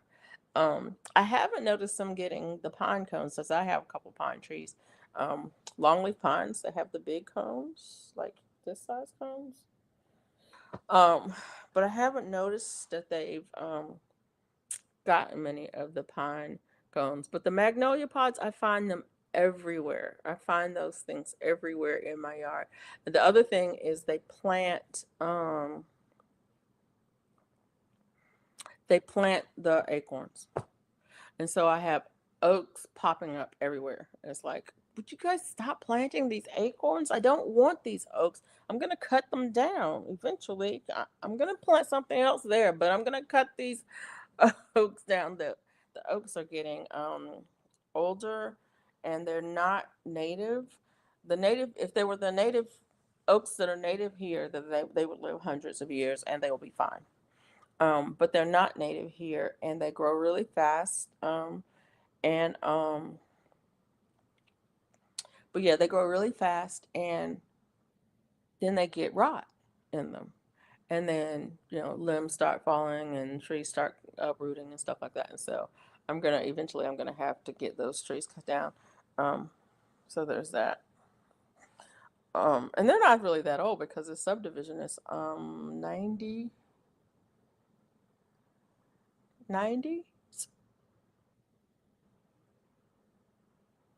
So 40 years. But 40 years is young for a tree. Oak trees live 2 to 500 years. So yeah, there is a walnut tree in my neighbor's yard, and I don't know if they're planting walnut trees. But I can't say they're planting cypress trees, although I've had a few cypress trees that have come up in different places. In fact, I dug up a cypress tree out of my garden last year and put it in a pot. And so now I have a cypress tree in a pot, and I'm like, well, should I sell it? I don't need another cypress tree in my backyard. Maybe I should plant it in the front yard. Maybe I should save it to plant in the front yard when I cut the oak trees down. But I really want the oak trees in the front yard because I use the leaves in my compost. So I don't know. So I'm not sure if they're planting the cypress trees, but the cypress tree is near enough to the garden that it could have gotten in there. Yeah, I mean, a lawnmower could have thrown it over there. Yeah, I don't know. The squirrels didn't have to plant it, but that part. Yeah, there's a walnut tree. But do you is it a black walnut? What do you do with the walnuts? Cause I need a source, man. I love black walnuts. Um, my neighbor's tree, I don't think is producing. It used to produce, and we used to get some from them, but I don't know if it's producing or not anymore. But that's a tree that I would like to not have in my yard, but have access to. See, there's reasons to not have walnut trees in your yard because they are allelopathic, and so other things won't grow around them, and so you gotta have room for them because other things won't grow around them. So there's that. Um, they plant walnuts, but do the walnuts sprout? I guess that's the question. If they plant them, do they sprout? But yeah.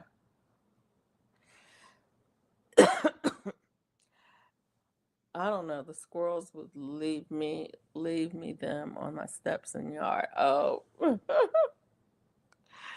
black walnuts are hard to shell, um, and yeah, they sprout. Yeah, are hard to shell. They're not hard to shell. I mean, they're hard, and they're hard to shell. And so my dad used to shell them. One of the ladies in our church had a tree in her yard, and she would always um, give them to my dad because that was one of his I forget what um I forget what it was called, but one of his favorite cakes had black walnuts in it. It had lots of different ones in it. But yeah, yeah, my garden was a little. Oh, ooh, careful with that because walnuts do have some chemical in them that will keep other plants from growing. So you don't want to get them to get established and get that in the soil because it could make your garden not be as productive as it would be otherwise. Anyway, I'm gonna have to shut it down, Mike, because I'm getting sleepy, which is good, I guess. It's good.